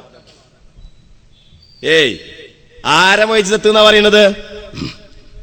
നബിന്റെ മുഅ്ജിസത്ത് എന്നാണോ? മരിച്ചാൽ പിന്നീട് മുഅ്ജിസത്ത് നിലനിൽക്കുമോ? പറയണം മുജാഹിദ്, മൗലവി പറയണം. മരിച്ചുപോയ മുഹമ്മദ് നബിക്ക് മുഅ്ജിസത്ത് ഉണ്ടോ? ഇല്ലേ? മരണത്തോടുകൂടി മുഅ്ജിസത്ത് മുറിഞ്ഞുപോയി എന്നല്ലേ നിന്റെ വാദം, അവന്റെയും വാദം? എന്നിട്ട് പിന്നെ ആ രണ്ടാളും കൂടി മുഅ്ജിസത്ത്, അത് മുഅ്ജിസത്തായിരിക്കും. എന്ത് മറുപടിയാണത്? മുഅ്ജിസത്ത് മുറിഞ്ഞോ ഇല്ലയോ പറയണം. ഖുർആനല്ലാത്ത മുഅ്ജിസത്ത് മുറിഞ്ഞുപോയി അല്ലേ? മറുപടി മുട്ടിയപ്പോഴോ അത് മുഅ്ജിസത്താണ്. എന്റെ ചോദ്യം, അല്ലാഹുവിന്റെ റസൂൽ ഖബറിൽ കിടക്കുന്ന റസൂൽ ഈസാ നബിക്ക് നൽകിയ മറുപടി മുഅ്ജിസത്തിന്റെ മറുപടിയാണെങ്കിൽ മരണത്തോടുകൂടി മുഅ്ജിസത്ത് മുറിഞ്ഞു എന്ന മുജാഹിദിന്റെ വാദം പിൻവലിച്ചോ? പറയണം, പിൻവലിച്ചോ? ഇനി വേറെ ആരെങ്കിലും ആ വാദം ഉന്നയിക്കുന്നുണ്ടെങ്കിൽ അവരോട് ഞങ്ങൾക്ക് ചോദിക്കാനുള്ളത്, വാദം പിൻവലിച്ചോ? പിൻവലിച്ചോ? ഈസാ നബി അലൈഹിസ്സലാം യാ മുഹമ്മദ് എന്ന് പറയല് ഈസാ നബിന്റെ മൊയ്സത്താ? ഖബറിങ്ങ പോയിട്ട് ഒരാൾ യാ മുഹമ്മദ് എന്ന് പറഞ്ഞു, അത് ഈസാ നബിന്റെ മൊയ്സത്താ? യാ മുഹമ്മദ് എന്ന് തൊള്ളോണ്ടി നമുക്കും പറയാൻ വെക്കൂലേ? എന്നിട്ട് അത് ഈസാ നബിന്റെ മൊയ്സത്താണ്. എന്ത് വിഡ്ഢിത്താണ് ഈ പറയുന്നത്? എന്നിട്ട് പറയേ ഏതെങ്കിലും കിതാബിലുണ്ടോ? കിതാബ് അഹ്ലുസുന്നന്റെ ഇമാമിങ്ങളെ കിതാബിൽ ഇപ്പൊ നിങ്ങൾക്ക് അഹ്ലുസുന്നന്റെ ഇമാമിങ്ങൾ വേണല്ലേ? എന്നാൽ കേട്ടോ, മഹാനായ ഇമാം സുയൂത്തി റളിയല്ലാഹു അൻഹു അവിടുത്തെ ഇംബാഉൽ അദ്കിയാ ഫീ ഹയാത്തിൽ അംബിയാ, അംബിയാക്കൾക്ക് ഖബറിങ്കലും ഖബറിന്റെ ഉള്ളിലും ജീവനുണ്ട് എന്ന് തെളിയിക്കാൻ വേണ്ടി അവിടുന്ന് രചിച്ച കിതാബാണ് ഈ കിതാബ്. ഇംബാഉൽ അദ്കിയാ ഫീ ഹയാത്തിൽ അംബിയാ,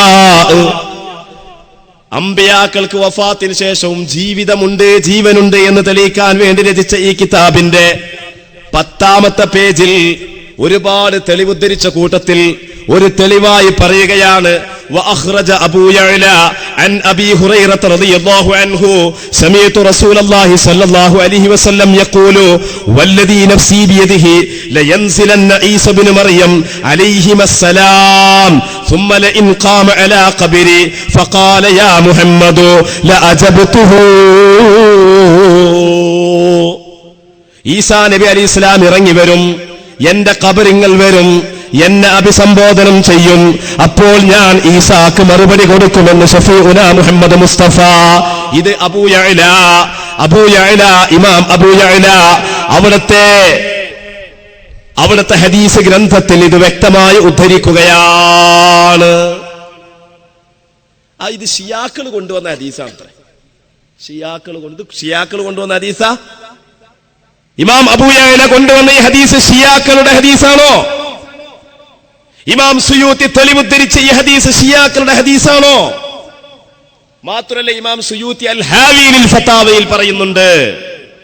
ഇമാം സുയൂത്തി റളിയല്ലാഹു അൻഹു അവിടുത്തെ അൽ ഹാവി ലിൽ ഫതാവ എന്ന പ്രസിദ്ധമായ ഗ്രന്ഥത്തിൽ പറയുന്നുണ്ട്. എന്താ പറയുന്നത് അറിയോ? ഈസാ നബി അലൈഹിസ്സലാം ഖിയാമത്ത് നാളിന്റെ മുന്നോടിയായി ഭൂമിയിലേക്ക് ഇറങ്ങിക്കൊണ്ട് ഇവിടെ ഭരണം നടത്തും. എങ്ങനെ ഭരണം നടത്തും? ഇന്നത്തെ ഇന്ത്യ രാജ്യത്തിന്റെ നരേന്ദ്രമോദിയുടെയും ഉമ്മൻചാണ്ടിന്റെയും ഭരണമൊന്നുമല്ല. പിന്നെ ഏത് ഭരണമാണെന്നറിയോ? ശരീഅത്തിന്റെ ഭരണമാണ്. അപ്പൊ ഈസാ നബിക്ക് മുഹമ്മദ് നബിയുടെ ശരീഅത്ത് എങ്ങനെ, ആ ശരീഅത്ത് അനുസരിച്ച് ഭരണം നടത്താൻ മുഹമ്മദ് നബിയുടെ ശരീഅത്ത് എങ്ങനെയാണ് ഈസാ നബിക്ക് മനസ്സിലാവുക? ആ ചോദ്യത്തിന് ഒരുപാട് പേജുകളോളം വിശദീകരിച്ചുകൊണ്ട് അതിനൊരുപാട് മറുപടികൾ പറഞ്ഞതിന് ശേഷം ഇമാം സുയൂത്തി തങ്ങൾ പറയുന്നു, ശ്രദ്ധിക്കണേ, സദസ്സ് ശ്രദ്ധിക്കണേ. നാടകമുഖാമുഖത്തിന്റെ ആളുകളുടെ നാടകം പൊട്ടിപ്പോകുന്ന വിശദീകരണമാണ്. ثم ظهر لي طريق رابع وهو أن عيسى عليه السلام, എങ്ങനെയാണ് ഈസാ നബി അലൈഹി സ്വലാം ഇവിടെ ഭരണം നടത്തുക എന്നതിന്റെ 4ാമത്തെ ഒരു വഴി ഞാൻ പറഞ്ഞു തരട്ടെയോ? ഇമാം സുയൂത്തി തങ്ങൾ പറയാണ്, وهو أن عيسى عليه السلام إذا نزل, ഈസാ നബി അലൈഹി സ്വലാം ഭൂമിയിലേക്ക് ഇറങ്ങി വന്നാൽ യജ്തമിഉ ബിന്നബി സ്വല്ലല്ലാഹു അലൈഹി വസല്ലം ഫിൽ അർദി, ഭൂമിയിൽ നബിയുമായിട്ട് സംഗമിക്കും. ഫലാ മാനിഅ മിൻ അൻ യഖുദ മിൻഹു മഹ്താജ ഇലൈഹി മിൻ അഹ്കാമി ശരീഅത്തിഹി, റസൂലുള്ളാഹിന്റെ ശരീഅത്തിന്റെ വിധിവിലക്കുകൾ നബി സല്ലല്ലാഹു അലൈഹി വസല്ലം തങ്ങളിൽ നിന്ന് ഈസാ നബി അലൈഹി സ്വലാം സ്വീകരിക്കും. ഖബറിൽ കിടക്കുന്ന നബിയിൽ നിന്ന് ഈസാ നബി അലൈഹി സ്വലാം സ്വീകരിക്കും. അത് ഞാൻ പറയാൻ കാരണം അതിന് എന്റെ തെളിവ് കേട്ടുകൊള്ളുക. ഇമാം സുയൂത്തി പറയുകയാണ്, വമുസ്തനദി ഫീ ഹാദ ത്വരീഖി ഉമൂർ, ഇതിന് ഒരുപാട് തെളിവുകളുണ്ട്. അൽ അവ്വലു, ഒന്നാമത്തെ തെളിവ് കേൾക്കുക. മാ അഖ്റജഹു അബൂ യഅല ഫീ മുസ്നദിഹി അൻ അബീ ഹുറൈറ, ഇമാം അബൂ യഅല അവിടുത്തെ മുസ്നദ് എന്ന കിതാബില് സ്വഹാബിയായ അബൂ ഹുറൈറ റളിയല്ലാഹു അൻഹുവിൽ നിന്ന് ഉദ്ധരിക്കുകയാണ്. ഖാല അബൂ ഹുറൈറ റളിയല്ലാഹു അൻഹു പറഞ്ഞു, സമീഅതു റസൂലല്ലാഹി സ്വല്ലല്ലാഹു അലൈഹി വസല്ലം യഖൂലു, അല്ലാഹുവിന്റെ റസൂൽ പറയുന്നത് ഞാൻ കേട്ടിട്ടുണ്ട്. വല്ലദീ നഫ്സി ബിയദിഹി ലയൻസിലന്ന ഈസ ഇബ്നു മറിയമ ثم لئن قام على قبري فقال يا محمد لأجيبنه. ഈസാ അലൈഹിസ്സലാം ഇറങ്ങി വന്ന് എന്റെ ഖബറിൽ വന്നിട്ട് എന്നെ അഭിസംബോധനം ചെയ്യുമ്പോ ഞാൻ ഈസാക്ക് മറുപടി കൊടുക്കുക തന്നെ ചെയ്യുമെന്ന് മുഹമ്മദ് മുസ്തഫ സല്ലല്ലാഹു അലൈഹി വസല്ലം. അപ്പൊ ഈ ഹദീസിൽ നമുക്ക് മനസ്സിലാക്കാം, ഈസാ നബി അലൈഹിസ്സലാം ഭരണം നടത്താൻ ആവശ്യമായ എല്ലാ നിയമവകുപ്പുകളും എല്ലാ വിധിവിലക്കുകളും ശരീഅത്തിന്റെ മുഴുവൻ കാര്യങ്ങളും ഖബറിൽ കിടക്കുന്ന റസൂലുള്ളാഹിയിൽ നിന്ന് പഠിക്കുകയാണ് ചെയ്യുക എന്ന് മനസ്സിലാക്കാം. എന്നാരാ പറയുന്നത്? അഹ്ലുസുന്നയുടെ ഇമാമാ പറയുന്നത്. ഏതാണ് ആ ഇമാം? ഇമാം സുയൂത്തി റഹിമഹുല്ലാഹ്. ലക്ഷക്കണക്കിന് ഹദീസുകൾ മനപ്പാടമുള്ള മഹാൻ. അൽ ഹാഫിൽ എന്ന ഔദ്യോഗിക നാമകരണം കൊണ്ട് അനുഗ്രഹീതനായ ഇമാം. ആ ഇമാമ പറയുന്നത്. ഇയാൾ ചോദിക്കുക, അഹ്ലുസുന്നന്റെ ഇമാമിങ്ങൾ വല്ലോരും പറഞ്ഞിട്ടുണ്ടോ? എന്താണ് ഈ പറയുന്നത്? ഇത് ശിർക്കാണോ?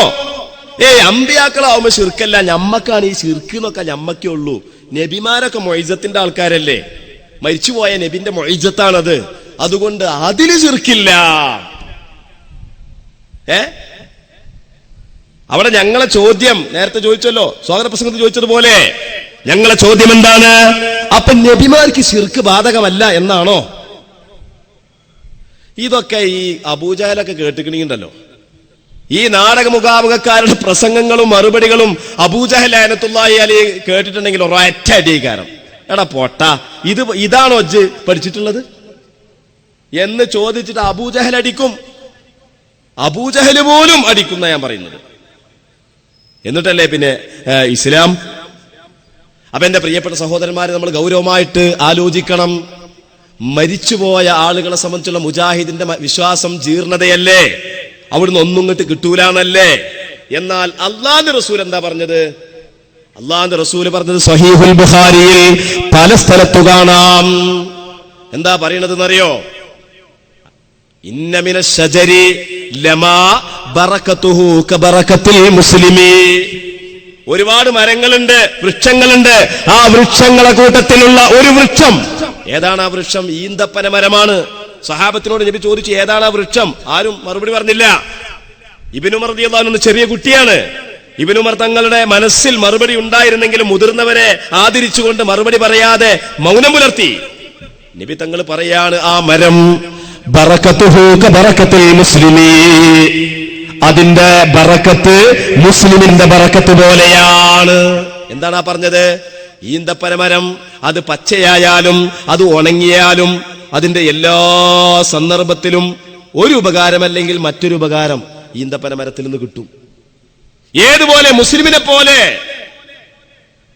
മുസ്ലിമിനെ പോലെ എന്തായി മുസ്ലിമിനെ പോലെ എന്ന് പറഞ്ഞാൽ, ഈ ബുഖാരിയുടെ ഹദീസ് വിശദീകരിച്ചുകൊണ്ട് മഹാനായ ഹാഫിദ് ഇബ്നു ഹജർ അൽ അസ്ഖലാനി റളിയല്ലാഹു അൻഹു അവിടുത്തെ ഫത്ഹുൽ ബാരിയുടെ 1-ാമത്തെ വാള്യത്തിൽ വിശദീകരിക്കുകയാണ്. എന്താ വിശദീകരിച്ചതെന്നറിയോ?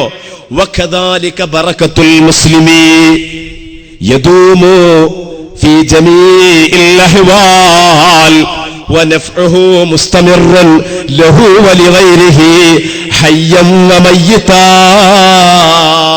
എന്താ പറഞ്ഞത്? ഒരു മുസ്ലിമിന്റെ ബറക്കത്ത് അത് എല്ലാ സന്ദർഭത്തിലും നിലനിൽക്കും. ആ മുസ്ലിമിനെ കൊണ്ടുള്ള ഉപകാരം അത് എന്നും നിലനിൽക്കും. തനിക്കും നിലനിൽക്കും, മറ്റുള്ളവർക്കും നിലനിൽക്കും. ഹയ്യൻ വമയ്യിതാ, അവൻ ജീവിച്ചിരിപ്പുള്ളപ്പോഴും അവൻ മരിച്ചതിനു ശേഷവും അവനെ കൊണ്ടുള്ള ഉപകാരം മറ്റുള്ളവർക്ക് കൂടി നിലനിൽക്കുമെന്നാണ് ആ ഹദീസിന്റെ അർത്ഥം എന്ന് മഹാനായ ഹാഫിദ് ഇബ്നു ഹജർ അൽ അസ്ഖലാനി റളിയല്ലാഹു തആല. അഹ്ലുസുന്നന്റെ ഇമാമിങ്ങൾ ആരെങ്കിലും പറഞ്ഞിട്ടുണ്ടോ എന്നല്ലേ ചോദ്യം. ഇത് നമ്മൾ പറയുമ്പോ പറയും അഹ്ലുസുന്നന്റെ ഇമാമിങ്ങളെ പറ്റി അവരുടെ ഉദ്ധരണി പറയും, അത് ഞങ്ങൾ അംഗീകരിക്കൂല, അത് ഖുർആനെതിരാണ് പറയും. അപ്പൊ ഖുർആൻ വായിച്ചു കൊടുത്താലോ? ഖുർആൻ പറഞ്ഞതിന് അത് തെളിവാണ് എന്നുള്ളത് ഇമാമിങ്ങൾ ആരെങ്കിലും പറഞ്ഞിട്ടുണ്ടോ എന്ന് ഇങ്ങോട്ട് ചോദിക്കും. പണ്ട് ഒരു പട്ടാളത്തിന്റെ കമാൻഡറെ കഥ പറഞ്ഞ മാതിരിയാ. പട്ടാളത്തിന്റെ കമാൻഡർ ഇവിടെ നിൽക്കും, പട്ടാളത്തിൽ കമിൻ എന്ന് പറയും. അപ്പൊ പട്ടാളക്കാരൊക്കെ ഇങ്ങോട്ട് വരും. അപ്പൊ കമാൻഡർ അവിടെ ചെല്ലും, റോട്ടിൽ ചെല്ലും, എന്നിട്ട് പറയും വരൂ, അങ്ങോട്ട് വരൂ പറയും. അപ്പൊ അവിടെ ചെല്ലും. അപ്പൊ ഇങ്ങോട്ട് വിളിക്കും.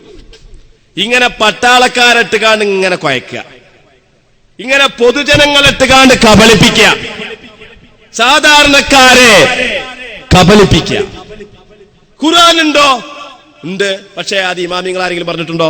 ഇമാമിങ്ങൾ പറഞ്ഞിട്ടുണ്ടോ? ഉണ്ട്. പക്ഷെ അത് ഖുർആനെതിരാണ്. ഇമാമിങ്ങളെ പറയുമ്പോ പറയും ഖുർആനെതിരാണ് അറിയും. ഖുർആനെ പറ്റി പറയുമ്പോ പറയും അത് ഇമാമിങ്ങൾ പറഞ്ഞാലേ ആ ആയത്തെ ഞങ്ങൾ സ്വീകരിക്കുള്ളൂ. നിങ്ങളുടെ പ്ലാറ്റ്ഫോം ഏതാണ്? നിങ്ങളുടെ ഉസൂൽ എന്താണ്? നിങ്ങളുടെ മാനദണ്ഡം ഏതാണ്? അതിന് പറയണം. ഇവിടെ അല്ലാഹുവിന്റെ റസൂൽ പറയാണ്, മുസ്ലിമിന്റെ ബറക്കത്തും ഈന്തപ്പനവരിയുടെ ബറക്കത്തും താരതമ്യം ചെയ്തുകൊണ്ട് പറയാണ്, ഏതു കാലത്തും മരിച്ചുപോയാൽ പോലും ആ ബറക്കത്ത് നിലനിൽക്കും. തനിക്കു മാത്രമല്ല മറ്റുള്ളവർക്കും ലഭിക്കും, ജീവിച്ചിരിപ്പുള്ളവർക്കും ലഭിക്കും. ഇത് റസൂൽ എന്ന് പറയുമ്പോ മുജാഹിദ് പറയുന്നില്ല. ഞാൻ ചോദിക്കട്ടെ, എന്റെ ചോദ്യം എന്താണ്? റസൂല് പറഞ്ഞതാണോ ശരി?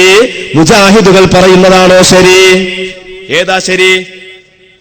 പുണ്യ റസൂലിൻ്റെതാണോ ശരി, അതോ മുജാഹിദുകളുടേതാണോ ശരി? ഈ സദസ് എന്തു പറയുന്നു? റസൂലിൻ്റെതല്ലേ ശരി? അല്ല എന്ന് നിങ്ങൾക്ക് അഭിപ്രായമുണ്ടോ? ഇല്ലല്ലോ. അതുകൊണ്ടാണ് ഞാൻ പറഞ്ഞത്, ഒരു മുസ്ലിമിന് മുജാഹിദാവാൻ സാധ്യമല്ല. ഒരു മുസ്ലിമിന് മുജാഹിദാവാൻ കഴിയൂല. ഒരു മുസ്ലിമിന് വഹാബിയാവാൻ കഴിയില്ല. നിങ്ങൾ നോക്കൂ സഹോദരന്മാരെ, ഇനി ജീവിച്ചിരിപ്പുള്ളവരിൽ നിന്ന് മരിച്ചുപോയവർക്കും വല്ല കണക്ഷനും വല്ല ഗുണവും ഉണ്ടോ? ആ വിഷയത്തിൽ സ്വഹാബിമാർ എന്താ പഠിപ്പിച്ചത്? മുജാഹിദ് എന്താ പഠിപ്പിച്ചത്? നമുക്കൊന്ന് കമ്പാരിസൺ ചെയ്യാം. മഹാനായ അംറു ബിനുൽ ആസ് റളിയല്ലാഹു അൻഹു വലിയ സ്വഹാബിയല്ലേ? ആ അംറു ബിനുൽ ആസ് റളിയല്ലാഹു അൻഹു ഇമാം മുസ്ലിം അവിടുത്തെ സ്വഹീഹിന്റെ 2-ാം അധ്യായമായ കിതാബുൽ ഈമാൻ എന്ന അധ്യായത്തിൽ ഉദ്ധരിച്ച വളരെ പ്രസക്തമായ ഒരു ഹദീസാണ്, നീണ്ട ഹദീസാണ്. അംറു ബിനുൽ ആസ് റളിയല്ലാഹു അൻഹു മഹാനായ അലിയാർ തങ്ങൾ, അതുപോലെ തന്നെ മുആവിയ റളിയല്ലാഹുവിന്റെ ഇടയിലൊക്കെ പ്രശ്നങ്ങൾ തീർക്കാൻ മധ്യസ്ഥനായിട്ട് പോലും നിയോഗിക്കപ്പെട്ട വലിയ സ്വഹാബിയാണ്. ആ സ്വഹാബി വഫാത്തിന്റെ ഘട്ടമെത്തിയപ്പോൾ അവിടുത്തെ പുത്രനായ അബ്ദുള്ള എന്നവരെ വിളിക്കുകയാണ്. ആരാ അബ്ദുള്ള? അബ്ദുള്ളയും സ്വഹാബിയാണ് റളിയല്ലാഹു അൻഹുമ. അങ്ങനെ പിതാവായ സ്വഹാബി മകനായ സ്വഹാബിയോട് പറയുകയാണ്, മകനെ, ഞാൻ മരിച്ചു പോയാൽ എന്നെ നിങ്ങൾ മറമാടണം. മറമാടിന് മുമ്പ് നമ്മളൊക്കെ നാട്ടിൽ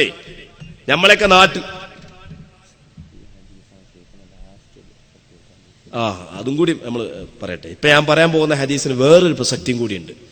അത് നിങ്ങൾ വാട്സപ്പിലും ഫേസ്ബുക്കിലൊക്കെ കണ്ടിട്ടുണ്ടാവും. അതായത് ഇനി ഞാൻ പറയാൻ പോകുന്ന ഈ ഹദീസ് നീണ്ട ഹദീസാണ്. ഇതിന്റെ അവസാന ഭാഗം മാത്രമാണ് ഞാൻ പറയാൻ ഉദ്ദേശിക്കുന്നത്. ഈ ഹദീസാണ് അവസാനമായി ഷെയ്ഖുന സൈനുൽ ഉലമ ചെറുശ്ശേരി ഉസ്താദ് ദാറുൽ ഹുദ ഇസ്ലാമിക് യൂണിവേഴ്സിറ്റിയിൽ അവസാനമായി ദർസ് നടത്തിയ അവസാന ഹദീസ്. അവസാന ദർസ് ഇതാണോ? പിന്നെ വേറെയും ദർസ് നടത്തിയിട്ടുണ്ട്. പിന്നെ തുഹ്ഫത്തുൽ മുഹ്താജ് നടത്തിയിട്ടുണ്ട്, കർമ്മശാസ്ത്രം നടത്തിയിട്ടുണ്ട്. ഹദീസായിട്ട് അവസാനം ഓതി കൊടുത്ത ഹദീസാണ് ഞാനീ പറയുന്നത്. ഈ ഹദീസാണ്. ഏതാ അറിയോ? മകനെ വിളിച്ചുകൊണ്ട് ബാപ്പ പറയാണ്, മോനെ, നിങ്ങൾ എന്നെ മറമാടിക്കഴിഞ്ഞാൽ ഫൈദാ ദഫൻതുമൂനി, എന്നെ നിങ്ങൾ മറമാടിക്കഴിഞ്ഞാൽ, നമ്മളൊക്കെ നാട്ടിൽ ചില ആൾക്ക് നമ്മളെ മറമാടിക്കഴിഞ്ഞാല് അപ്പക്കാണൊരു ഫോണിന് വരും.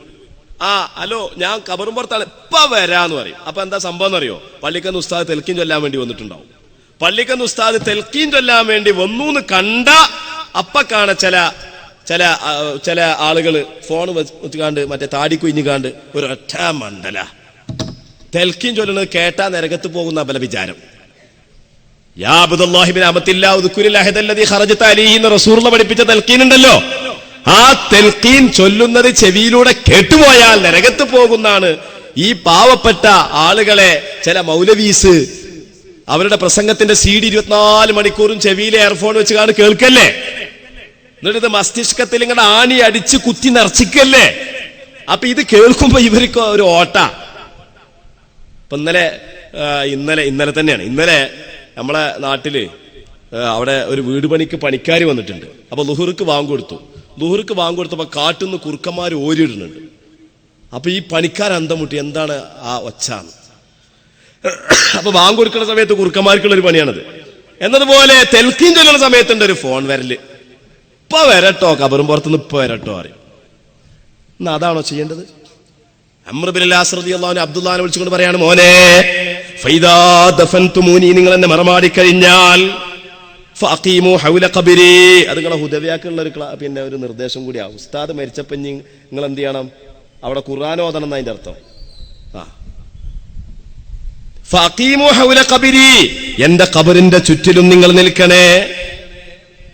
എത്ര സമയം നിൽക്കണം? ഖദ്റമാ തുൻഹറു ജസൂറും വയുഖ്സമു ലഹ്മുഹാ, ഒരു ഒട്ടകത്തെ അറുത്തുകൊണ്ട് അതിന്റെ മാംസം വിതരണം ചെയ്യാൻ എത്ര സമയമെടുക്കും? അത്രയും നേരം.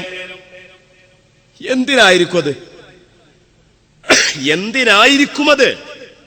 അത് സ്വഹാബി തന്നെ പറഞ്ഞു കൊടുക്കുകയാണ്, ഹത്താ അസ്തഇനിസ ബിക്കും, 6 അടി മണ്ണിൽ ഈ ഖബറിന്റെ കൂരിരുട്ടിൽ കഴിഞ്ഞുകൂടുന്ന ഞാൻ, നിങ്ങളെ കൊണ്ട് എനിക്ക് ആശ്വാസമുണ്ടാവാൻ, വഅഅലമ, എനിക്കറിയാൻ വേണ്ടി, മാദാ ഉറാജിഉ റുസുല റബ്ബി, എന്റെ റബ്ബിന്റെ ദൂതന്മാരായ മുങ്കർ നകീർ അലൈഹിമസ്സലാം കടന്നു വരുമ്പോൾ എന്തു അവരോട് പ്രതികരിക്കണം എന്ന് അറിയാൻ വേണ്ടിയും. അപ്പൊ ജീവിച്ചിരിപ്പുള്ള ആളുകളെ കൊണ്ട് മരിച്ചുപോയ ആളുകൾക്ക് ഗുണമില്ലേ? കണക്ഷൻ ഇല്ലേ? ഉണ്ടെന്ന് സ്വഹാബി പഠിപ്പിക്കുന്നു, ഇല്ല എന്ന് മുജാഹിദ് പറയുന്നു. എന്റെ ചോദ്യം, സ്വഹാബിയുടേതാണോ ശരി, മുജാഹിദിന്റേതാണോ ശരി? ആരുടേതാ ശരി? അല്ലേ? ഇനിയും നിങ്ങൾ നോക്കൂ സഹോദരന്മാരെ, ഇവിടെ എന്റെ കയ്യിലുള്ള ചില നോട്ടീസുകൾ, ഇപ്പൊ നേരത്തെ ഒരു നോട്ടീസിന്റെ കൂട്ടം ഇവിടെ പറഞ്ഞു, റബീഉൽ അവ്വൽ മാസത്തിൽ ഇങ്ങനെ വിതരണം ചെയ്ത നോട്ടീസുകൾ. അതൊക്കെ ഈ നോട്ടീസ് വിതരണം ചെയ്തത് KNM ഔദ്യോഗിക വിഭാഗമാണ്. അതിന്റെ ഇപ്പുറത്തുള്ള നോട്ടീസ് വിതരണം ചെയ്തത് ജിന്ന് ഗ്രൂപ്പ് മുജാഹിദാണ്. ഈ 2 ഗ്രൂപ്പും ഇതിൽ നബിദിനമാഘോഷിക്കുന്നവർ നരകപാതയിലേക്ക്, കണ്ടോ ഇതിലെന്താ എഴുതിയിട്ടുള്ളത്? നബിദിനമാഘോഷിക്കുന്നവർ നരകപാതയിലേക്ക് മുന്നേറിക്കൊണ്ടിരിക്കുകയാണ് എന്നായി നോട്ടീസിൽ എഴുതിയിട്ടുള്ളത്. നബിദിനമാഘോഷിക്കുന്നവർ നരകപാതയിലേക്ക് മുന്നേറിക്കൊണ്ടിരിക്കുകയാണ്. നമ്മളെ ചോദ്യം എന്താണെന്നറിയോ?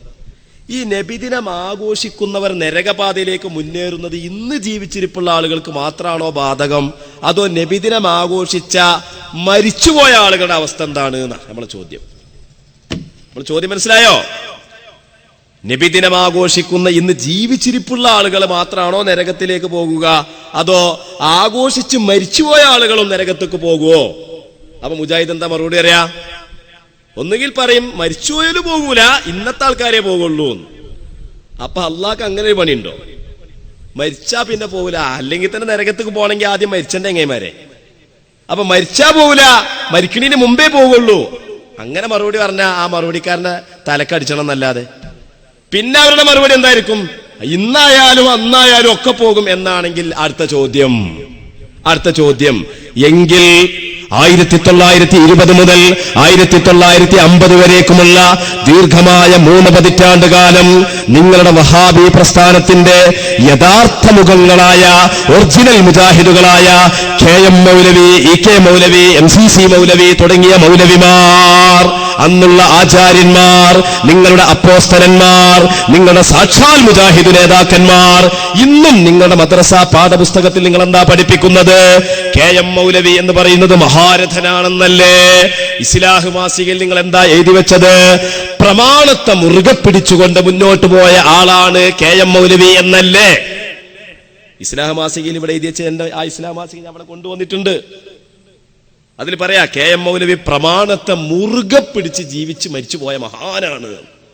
അങ്ങനത്തെ KM മൗലവിയും കൂട്ടരും പറഞ്ഞത് എന്താണ്? നബിദിനാഘോഷം മശ്രിഖ് മുതൽ മഗ്രിബ് വരേക്കുമുള്ള മുസ്ലിമീങ്ങളുടെ ആചാരമാണ്. റബീഉൽ അവ്വൽ മാസം പവിത്ര മാസമാണ്. റബീഉൽ അവ്വൽ 12 ഏറ്റവും മഹത്തായ ദിവസമാണ്. അന്ന് ലോക മുസ്ലിമീങ്ങൾ നബിദിനം ആഘോഷിച്ചുകൊണ്ടിരിക്കുകയാണ്. ലോക മുസ്ലിമീങ്ങൾ ആഘോഷിച്ചാ പോരാ, നമ്മളും അത് ആഘോഷിക്കേണ്ടതാണ്. ഞങ്ങൾ അത് ആഘോഷിച്ചു കൊണ്ടിരിക്കുന്നുണ്ട്. ആ വിവരം പത്രദ്വാര നിങ്ങളെ അറിയിക്കുകയും ചെയ്യുകയാണ്. പിന്നെ ഞങ്ങൾക്ക് അതിലൊരു നിർദ്ദേശം വെക്കാനുള്ളത്, സാധാരണ പോലെ അറബിയിൽ മൗലൂദ് ചൊല്ലിയാ പോരാ, കുറച്ചൊക്കെ മലയാളത്തിലും കൂടി നബി സല്ലല്ലാഹു അലൈഹി വസല്ലമ തങ്ങളെ കുറിച്ച് പറയണം. ആ ഒരു പിന്നെ എന്താ പറയാ, ആ ഒരു അപ്ഡേഷൻ, നബിദിനാഘോഷത്തിൽ ഒരു അപ്ഡേഷൻ വേണം. എല്ലാത്തിലും അപ്ഡേഷൻ നടന്നുകൊണ്ടിരിക്കുന്ന കാലമാണല്ലോ. ഫേസ്ബുക്ക് ആയാലും വാട്സപ്പ് ആയാലും അതുപോലെ എല്ലാത്തിലും അപ്ഡേഷൻ, ഇടയ്ക്കിടയ്ക്ക് അപ്ഡേറ്റ് ചെയ്യാൻ വേണ്ടി മൊബൈലിൽ ഇങ്ങനെ മെസ്സേജ് വന്നത് കാണാം. അപ്പൊ എന്നതുപോലെ നബിദിനാഘോഷം അപ്ഡേറ്റ് ചെയ്യണം എന്നവർ ആവശ്യപ്പെട്ടു. അങ്ങനെ ആവശ്യപ്പെട്ട ആ KM മൗലവിയും കൂട്ടരും അവര് നരകത്തിലേക്ക് മുന്നേറിയിട്ടുണ്ടോ ഇല്ലേ? ഞങ്ങളെ ചോദ്യതാണ്. നിങ്ങൾ ഈ നോട്ടീസിൽ പറഞ്ഞ എന്താണ്? നബിദിനാഘോഷം ആഘോഷിക്കുന്നവർ നരകപാതയിലേക്ക് മുന്നേറുകയാണെന്നല്ലേ? അപ്പൊ ആഘോഷിച്ച് മൃതിയടഞ്ഞവർ മുന്നേറുന്നത് ഏതു പാതയിലേക്കാണ്? ചോദ്യത്തിന് മറുപടി പറയണം. അതിന് നന്നാമൂന്നെ പറഞ്ഞാ പോരാ, അല്ലെങ്കിൽ എറിഞ്ഞു കളിച്ചാ പോരാ, ചോദ്യകർത്താവിനെ അവഹേളിച്ചാ പോരാ, വകവരുത്തിയാ പോരാ, മറുപടി പറയണം. ഗൗരവമായി നമ്മൾ ആലോചിക്കുന്നു. ഇനിയും നിങ്ങൾ നോക്കൂ, ഈ മുജാഹിദുകൾ ഇക്കൊല്ലം, കഴിഞ്ഞ കൊല്ലം, അതിന്റെ മുമ്പത്തെ കൊല്ലമൊക്കെ ഇറക്കിയ നോട്ടീസിന്റെ സമാഹാരാണ്. ഇനിയുണ്ട് ഒരുപാട് നോട്ടീസ്. ഇതൊക്കെ അവർ പറയണത് എന്താ അറിയോ? അപ്പൊ ഈ നോട്ടീസിന്റെ 2ാമത്തെ പാരഗ്രാഫ് തുടങ്ങുന്നത് ഇതിങ്ങനെ, ഞാൻ എത്രയോ മുജാഹിദിന്റെ സാധാരണക്കാരായ പ്രവർത്തകരുമായിട്ട് നിരന്തരമായി സംവദിച്ചു കൊണ്ടിരിക്കുന്ന ഒരു എളിയ പ്രവർത്തകനാണ്. ഈ മുജാഹിദിന്റെ ആളുകളൊക്കെ തലയിൽ ഇത് കയറ്റി വെച്ചിരിക്കുക. ഈ നോട്ടീസ് വായിച്ച്, ഈ നോട്ടീസിലുള്ളതൊക്കെ വലിയ ശരിയാണ്, വേദവാക്യമാണ്, ഖുർആനെ പോലെ ഇങ്ങനെ വിശ്വസിച്ച് നടക്കുക. ഇതിലെന്താ പറയുന്നത്? ഇതിന്റെ 2ാം പാരഗ്രാഫ് പറയുന്നത് എന്താണ്? മുഹമ്മദ് നബി സല്ലല്ലാഹു അലൈഹി വസല്ലമയുടെ ജന്മദിനം റബീഉൽ അവ്വൽ 12 തന്നെയാണോ എന്നതിൽ മുസ്ലിം ലോകത്ത് അഭിപ്രായ വ്യത്യാസമുണ്ട്. നബി സല്ലല്ലാഹു അലൈഹി വസല്ലമ ജനിച്ച മാസത്തിന്റെ കാര്യത്തിലും ദിവസത്തിന്റെ കാര്യത്തിലും അഭിപ്രായ വ്യത്യാസം ഉണ്ടെന്ന് ബർസഞ്ചി മൗലിദിൽ തന്നെ പ്രതിപാദിക്കുന്നുണ്ട്. എന്നാൽ നബിയുടെ മരണ ദിവസത്തെ കുറിച്ച് ആർക്കും അഭിപ്രായ വ്യത്യാസമില്ല. അപ്പോൾ റബീഉൽ അവ്വൽ ആഹ്ലാദിക്കുന്നതിനേക്കാൾ കൂടുതൽ ദുഃഖിക്കുന്നതിനായിരിക്കും പോരിശയുണ്ടാവുക. എല്ലാ മുജാഹിദുകളും ഇപ്പൊ ഇതായി നോട്ടീസ് ഇറക്കണത്. അതായത് റബീഉൽ അവ്വൽ 12 വരുമ്പോ നമ്മളൊക്കെ എന്ത് ചെയ്യും? നമ്മൾ ഉസ്താദുമാരും മദ്രസ കമ്മിറ്റിക്കാരും പള്ളി കമ്മിറ്റിക്കാരും കുട്ടികളൊക്കെ കൂടിയിട്ട് നബിയുടെ മേൽ സലാത്തും സലാമൊക്കെ ധാരാളം ചൊല്ലും. നബിയുടെ മദ്ഹുകളൊക്കെ കുറെ പറയും. നബിയുടെ സൃഷ്ടിച്ച വിപ്ലവം, നബിയുടെ പൂർണ്ണത എന്ന് പറഞ്ഞാൽ നബി സല്ലല്ലാഹു അലൈഹി വസല്ലം തങ്ങളുടെ പേഴ്സണാലിറ്റി പ്ലസ് നബി സല്ലല്ലാഹു അലൈഹി വസല്ലം തങ്ങളുടെ മെസ്സേജുകൾ, നബിയുടെ വ്യക്തിത്വവും അവിടുത്തെ സന്ദേശങ്ങളും, ഇത് രണ്ടും നമ്മൾ പരിചയപ്പെടുത്തും. വെറും സന്ദേശം മാത്രമല്ല, വെറും ചര്യ മാത്രമല്ല, നബി ആരാണ്, നബിയുടെ ശരീരം എന്താണ്, നബിയുടെ ജന്മം എങ്ങനെയാണ്, നബിയുടെ വളർച്ച ഏതു വിധമായിരുന്നു, നബി സല്ലല്ലാഹു അലൈഹി വസല്ലം തങ്ങളെ അള്ളാഹു സംരക്ഷിച്ചത് എങ്ങനെയൊക്കെയായിരുന്നു, നബി സല്ലല്ലാഹു അലൈഹി വസല്ലം തങ്ങളിൽ നിന്ന് പ്രകടമായ മുഅ്ജിസത്തുകളുടെ ധാരാളിത്തങ്ങൾ എന്തൊക്കെയായിരുന്നു, ഇതെല്ലാം സമൂലമായി പരിചയപ്പെടുത്തുന്ന ആ ഒരു കാര്യങ്ങൾ നമ്മൾ ചെയ്യുമ്പോ മുജാഹിദിന്റെ മൗലവീസിന്റെ വാക്കും കേട്ടിട്ട് ഒരു മുജാഹിദിന്റെ സാധു പ്രവർത്തകനുണ്ട് റബീഉൽ അവ്വൽ 12 രാവിലെ തന്നെ അമ്മറപ്പടിയിൽ ഇരുന്ന് കാണ്ട് ഇങ്ങനെ താടിക്കും കയ്യും എടുത്തുകാണ്ട് മുട്ടിന് ഇങ്ങനെ ഒരു താങ്ങും കൊടുത്തുകാണ്ട് ഇങ്ങനെ ഇരിക്കുന്നുണ്ട്. അപ്പൊ അയലോക്കത്തെ ചന്ദ്രേട്ടൻ വന്നിട്ട് ചോദിച്ചു, അല്ല മാപ്പിള എത്താപ്പ നിങ്ങൾ ഇങ്ങനെ പനിച്ചുണ്ടോന്ന് ചോദിച്ചു. അല്ല പനിയല്ല, ഇന്ന് ഞങ്ങളെ നേതാവ് മുഹമ്മദ് നബി മരിച്ച ദിവസമാണ്, ഇത് അതിൽ ആർക്കും അഭിപ്രായവ്യത്യാസമല്ല, അതുകൊണ്ട് ഞാൻ ഇങ്ങനെ ദുഃഖിച്ച. അതിൽ വലിയ പോരിശയാണ്. ഇതിൽ എഴുതിയതാണല്ലോ, മരണ ദിവസത്തിൽ അഭിപ്രായവ്യത്യാസമല്ല, അതുകൊണ്ട് വലിയ പോരിശയാണ്, ദുഃഖിച്ചിരിക്കാനാണ് പോരിശ. എന്താണ് ഈ പറയുന്നത്? എന്ത് ഇസ്ലാമിനെയാണ് ഇവർ പരിചയപ്പെടുത്തുന്നത്? റസൂലുള്ളാഹിന്റെ വഫാത്ത് ദിനം റബീഉൽ അവ്വൽ 12 പ്രസിദ്ധമായ അഭിപ്രായം അത് തന്നെയാണ്. എന്നാൽ നബി സല്ലല്ലാഹു അലൈഹി വസല്ലം തങ്ങളുടെ വഫാത്തു ദിനം അത് റബീഉൽ അവ്വൽ 1 അഭിപ്രായം ഉണ്ട്, അത് റബീഉൽ അവ്വൽ 2 അഭിപ്രായം ഉണ്ട്, അത് റബീഉൽ അവ്വൽ 10 അഭിപ്രായമുണ്ട്, അത് റബീഉൽ അവ്വൽ 12 അഭിപ്രായമുണ്ട്. അത് റബീഉൽ അവ്വൽ 13-നാണെന്നും 14-നാണെന്നും ഒക്കെ അഭിപ്രായ വ്യത്യാസങ്ങളുണ്ട്. ഞാൻ കേരളത്തിലുള്ള മുജാഹിദിന്റെ സർവ്വ മൗലവിമാരെയും ഓർമ്മപ്പെടുത്തുകയാണ്, പഠിപ്പിച്ചു കൊടുക്കുകയാണ്, ഉണർത്തി കൊടുക്കുകയാണ്. നിങ്ങൾ കിതാബെന്ന് നോക്കണേ, അൽ ബിദായത്ത് വന്നിഹായ എന്ന് മറിച്ചു നോക്കണേ, സീറത്തുൽ ഹനബിയ്യ മറിച്ചു നോക്കണേ, മറ്റനേകം ചരിത്ര ഗ്രന്ഥങ്ങളൊന്ന് വായിച്ചു നോക്കണേ. ആ വായനയിൽ നിങ്ങൾക്കിത് മനസ്സിലാക്കാൻ സാധിക്കും. നിങ്ങൾ നിങ്ങളുടെ അനുയായികൾക്കിടയിൽ വിതരണം ചെയ്തുകൊണ്ടിരിക്കുന്ന ഈ നോട്ടീസ് പ്രബുദ്ധ കേരളം വായിച്ചുകൊണ്ടിരിക്കുന്നുണ്ട്, ബുദ്ധിയുള്ള ആളുകൾ വിശകലനം ചെയ്യുന്നുണ്ട്, പണ്ഡിതന്മാർ നിരീക്ഷിച്ചു കൊണ്ടിരിക്കുന്നുണ്ട്. ഇത്തരത്തിലുള്ള പൊട്ടപ്പോയത്തങ്ങൾ കേരളത്തിലുള്ള ഈ പ്രബുദ്ധമായ സാക്ഷര കേരളത്തിൽ ചെലവാക്കാൻ നിങ്ങൾക്ക് സാധ്യമല്ല. അതൊരിക്കലും തന്നെ സാധ്യം അല്ല, ഒരിക്കലും സാധ്യമല്ല. എന്ത് പൊട്ടപ്പോയത്താ പറയണത്? എന്നിട്ടും വിശ്വസിച്ചിങ്ങനെ ഞങ്ങളെ മൗലവി പറഞ്ഞതാണ് 100% ശരി, വേദവാക്യം പോലെ കൊണ്ടുനടക്കുക. അല്ല, ഇനി അങ്ങനല്ല, ഞാൻ പറഞ്ഞതാണ് തെറ്റ്, അഭിപ്രായവ്യത്യാസം ഇല്ല എന്ന് മുജാഹിദുകൾ നോട്ടീസിലൂടെ പറഞ്ഞതാണ് ശരി, മുസ്ലിയാര് മൈക്കയിലൂടെ പ്രസംഗിച്ചതു തെറ്റ് എന്ന് ആർക്കെങ്കിലും ചോദിക്കാനുണ്ടെങ്കിൽ അതാ 2 ചോന്ന കസേരകൾ അവിടെ ഇരിക്കുന്നു, അവർക്ക് മൈക്ക് നൽകാൻ ഓപ്പറേറ്റർ അവിടെ സന്നദ്ധനാണ്. ചോദിക്കാം, ചോദ്യം ചെയ്യാം, കിതാബുമായിട്ട് വരാം. ഇവിടെ കിതാബായിട്ട് വരാൻ ആരുമില്ലേ? തുറന്ന വേദിയാണ് ഇത്. കലാപത്തിന്റെ വേദിയല്ല, വകവരുത്തുന്ന വേദിയല്ല, ആക്രോശത്തിന്റെയും പരിഹാസത്തിന്റെയും വേദിയല്ല. ഒരു ചോദ്യം ചോദിച്ചാൽ അരമണിക്കൂർ മറുപടി പറയുന്ന അതും ഉണ്ടാവില്ല. ഒരു ചോദ്യത്തിന് ഒരു അര മിനിറ്റ് ചോദ്യമാണെങ്കിൽ ഒരു മിനിറ്റ് മറുപടി. പിന്നെ അയാൾക്ക് ചോദ്യം, എത്ര നല്ല വേദിയാണ്. അയാൾക്ക് 25 ചോദ്യം ചോദിക്കാണ്ട് ഒരു വിഷയത്തെ പറ്റി 25 ചോദിച്ചോളൂ. അധ്യക്ഷൻ എന്നോട് പറഞ്ഞു ഒരു ചോദ്യത്തിന് 2 ഉപചോദ്യം ആയിക്കോട്ടെ, എങ്ങനെ നമ്മൾ വേണ്ടതെന്ന് ചോദിച്ചു. ഞാൻ പറഞ്ഞു ഒരു ചോദ്യത്തിന് 250 ചോദ്യം ഉണ്ടെങ്കിലും ഒരു ചോദ്യത്തിന് 250 ഉപചോദ്യം ഉണ്ടെങ്കിലും അതും ചോദിച്ചോട്ടെ. ചോദിക്കാം. എന്റെ പ്രിയപ്പെട്ട സഹോദരങ്ങളെ, ഗൗരവമായിട്ട് നമ്മൾ മനസ്സിലാക്കണം. പിന്നീട് ഇവരെന്താ, സഹീഹുൽ ബുഖാരിയില് കള്ളക്കഥയുണ്ടോ ഇല്ലയോ, സഹീഹുൽ ബുഖാരിയിൽ കള്ളക്കഥയുണ്ടോ ഇല്ലയോ, എന്താണ് ഈ സദസ്സ് പറയുന്നത്? പന്നിപ്പാറയുടെയും പരിസരത്തിന്റെയും നിവാസികളായ സത്യവിശ്വാസികളെ, നിങ്ങളോട് ഞാൻ ലളിതമായി ചോദിക്കട്ടെ, സഹീഹുൽ ബുഖാരിയിൽ വല്ല കള്ളക്കഥയും ഉണ്ടോ? ഉണ്ട് എന്നാ ഇല്ല എന്നാ നിങ്ങളെ മനസ്സ് പറയുന്നത്? അല്ലെങ്കിൽ ഉണ്ട് എന്നാണോ ഇല്ല എന്നാണോ നിങ്ങൾ വായിച്ചിട്ടുള്ളത്? അതല്ലെങ്കിൽ ഉണ്ട് എന്നാണോ ഇല്ല എന്നാണോ നിങ്ങൾ ഉസ്താദുമാരിൽ നിന്ന് നിങ്ങൾ കേട്ടിട്ടുള്ളത്? ഇല്ല എന്നല്ലേ? എന്നാൽ മടവൂരികൾ പറയുന്നത് എന്താ? 60-ലധികം ഹദീസുകൾ കള്ളക്കഥകൾ ഉണ്ട് എന്നാ. മൂസാ നബി അലി ഇസ്ലാമിന്റെ റൂഹ് പിടിക്കാൻ വേണ്ടി അസ്രായിൽ അലി ഇസ്ലാം വന്ന സംഭവം ഉണ്ടല്ലോ. അപ്പൊ എന്തിനാ വന്നത്? നിങ്ങളെ റൂഹ് പിടിക്കാനാ വന്നത്. മനുഷ്യകോലത്തിലാ വന്നിട്ടുള്ളത്. ഒരൊറ്റ ഇടിച്ചിട്ട് കണ്ണൻ പൊട്ടിച്ചു. അസ്രായിൽ ഇസ്ലാം അള്ളാഹിന്റെ അടുക്കൽ ചെന്നു, എന്നെ റൂഹ് പിടിക്കാൻ വേണ്ടി പറഞ്ഞയച്ചിട്ടാ ആ റസൂല് എന്നെ കണ്ണു പൊട്ടിച്ചു. കണ്ണു പൊട്ടിച്ചോ? എന്നാ 2ാമതും ചെല്ല് എന്ന് പറഞ്ഞു. 2ാമത് ചെന്നിട്ട് ഇങ്ങനെ ചോദിക്കണം, നിങ്ങൾക്ക് എത്ര ആയുസാ വേണ്ടത്?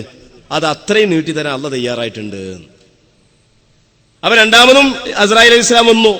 മൂസാ നബി അലി ഇസ്ലാമിനോട് ഇത് സംസാരിച്ചു. അപ്പൊ മൂസാ നബി അലി ഇസ്ലാം പറഞ്ഞു, എനിക്ക് ആയുസ് നീട്ടി തന്ന അത് കഴിഞ്ഞാൽ പിന്നെ എന്താ സംഭവിക്കുക? അത് കഴിഞ്ഞാൽ ഞങ്ങൾ റൂഹ് പിടിക്കും. നപ്പത്തന്നെ പിടിച്ചോളിയായിരുന്നു. നപ്പത്തന്നെ പിടിച്ചോളി. അമ്പിയാക്കളെ റൂഹ് എപ്പോഴാ പിടിക്കേണ്ടതെന്നുള്ള അവരുടെ ഇഷ്ടാനുസരണമേ അള്ളാഹു ചെയ്യുള്ളൂ. അപ്പൊ ഈ സംഭവം ബുഖാരി പറയണ്ടേ, അങ്ങനെ അസ്രായിൽ അലി ഇസ്ലാമിനെ കണ്ണു പൊട്ടിച്ച മൂസാ നബി. കള്ളക്കഥയാണെന്ന് പറയും നമ്മളെ മടവൂരി മുജാഹിദുകൾ. മടവൂരി മുജാഹിദുകളെ പറ്റി മറ്റേ മുജാഹിദുകൾക്കുള്ള ആകെയുള്ള ഒരു പ്രധാന വിമർശനം എന്താണ്? ബുഖാരിയിൽ കള്ളക്കഥ ഉണ്ട് എന്ന വാദക്കാരാണ്, ഹദീസു നിഷേധികളാണ് എന്നല്ലേ? എന്നാ ഇവർക്ക് ഒട്ടുഗുണുണ്ടോ? ബുഖാരിയിൽ കള്ളക്കഥയുണ്ട്, തലയും വാലുമില്ലാത്ത ഉമ്മാക്കി കഥയുണ്ട് എന്ന് പറയുന്നവർ ജിന്നു മുജാഹിദുകളാണ്. അങ്ങനെയുണ്ട് എന്ന് പറയുന്നവർ ഔദ്യോഗിക മുജാഹിദുകളാണ്. 2 മുജാഹിദുകളും. ഇനി മഹേശ്വറിനെ പറ്റി വയറിട്ടൊന്നും കാര്യമില്ല കേട്ടോ. നിങ്ങൾ ഈ ബുഖാരിയിൽ കള്ളക്കഥ ഉണ്ട് എന്ന് പറയലോടുകൂടി ഇനി നിങ്ങൾ മഹേശ്വറിനെ പറ്റിയും നരകശിക്ഷനെ പറ്റിയൊക്കെ വാത്തോരാതെ ഇവിടെ വന്നു കണ്ട് വയൽ പറഞ്ഞുകൊണ്ടൊന്നും നിങ്ങൾ രക്ഷപ്പെടൂല. ആദ്യം ഇത് തിരുത്തണം. ആദ്യം ഇത് തിരുത്തണം. ഇതേതാ പുസ്തകം എന്നറിയോ? നബിദിനാഘോഷം ഇസ്ലാമിക വീക്ഷണത്തിൽ ജിന്നി വിഭാഗത്തിന്റെ പുസ്തകമാണ്. ഈ പുസ്തകത്തിന്റെ 126-ാമത്തെ പേജിൽ എന്താ പറയുന്നത്? നബി സല്ലല്ലാഹു അലൈഹി വസല്ലം തങ്ങൾ ആമിന ബിയെ പ്രസവിച്ചു.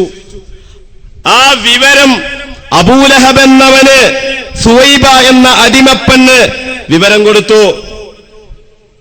സുവൈബയെ അബൂലഹബ് മോചിപ്പിച്ചു. അങ്ങനെ പിന്നെ 53 കൊല്ലം കഴിഞ്ഞിട്ടാണ്, പിന്നെ 55 കൊല്ലം കഴിഞ്ഞിട്ടാണ് പിന്നെ ബദർ യുദ്ധം നടക്കുന്നത്. ആ വേളയിൽ അബൂലഹബ് ചത്തുപോയി. അബൂലഹബ് നരകത്തിലാണ്, അതിന് സംശയമൊന്നുമില്ല. അങ്ങനെ ഒരു വർഷം കഴിഞ്ഞതിന് ശേഷം സ്വപ്നത്തിൽ അബൂലഹബിന് ഒരാൾ സ്വപ്നം ദർശിക്കുകയാണ്. അബ്ബാസ് ബിൻ അബ്ദുൽ മുത്തലിബ് തങ്ങളാണ് എന്ന് മറ്റു കിതാബുകളിൽ കാണാം. അങ്ങനെ സ്വപ്നത്തിൽ ദർശിച്ചു. എന്തൊക്കെയുണ്ട് അവസ്ഥ എന്ന് ചോദിച്ചു. വല്ലാത്ത ഇടങ്ങേറാണ്, വല്ലാത്ത ഇടങ്ങേറിലാണ് ഞാൻ. പക്ഷേ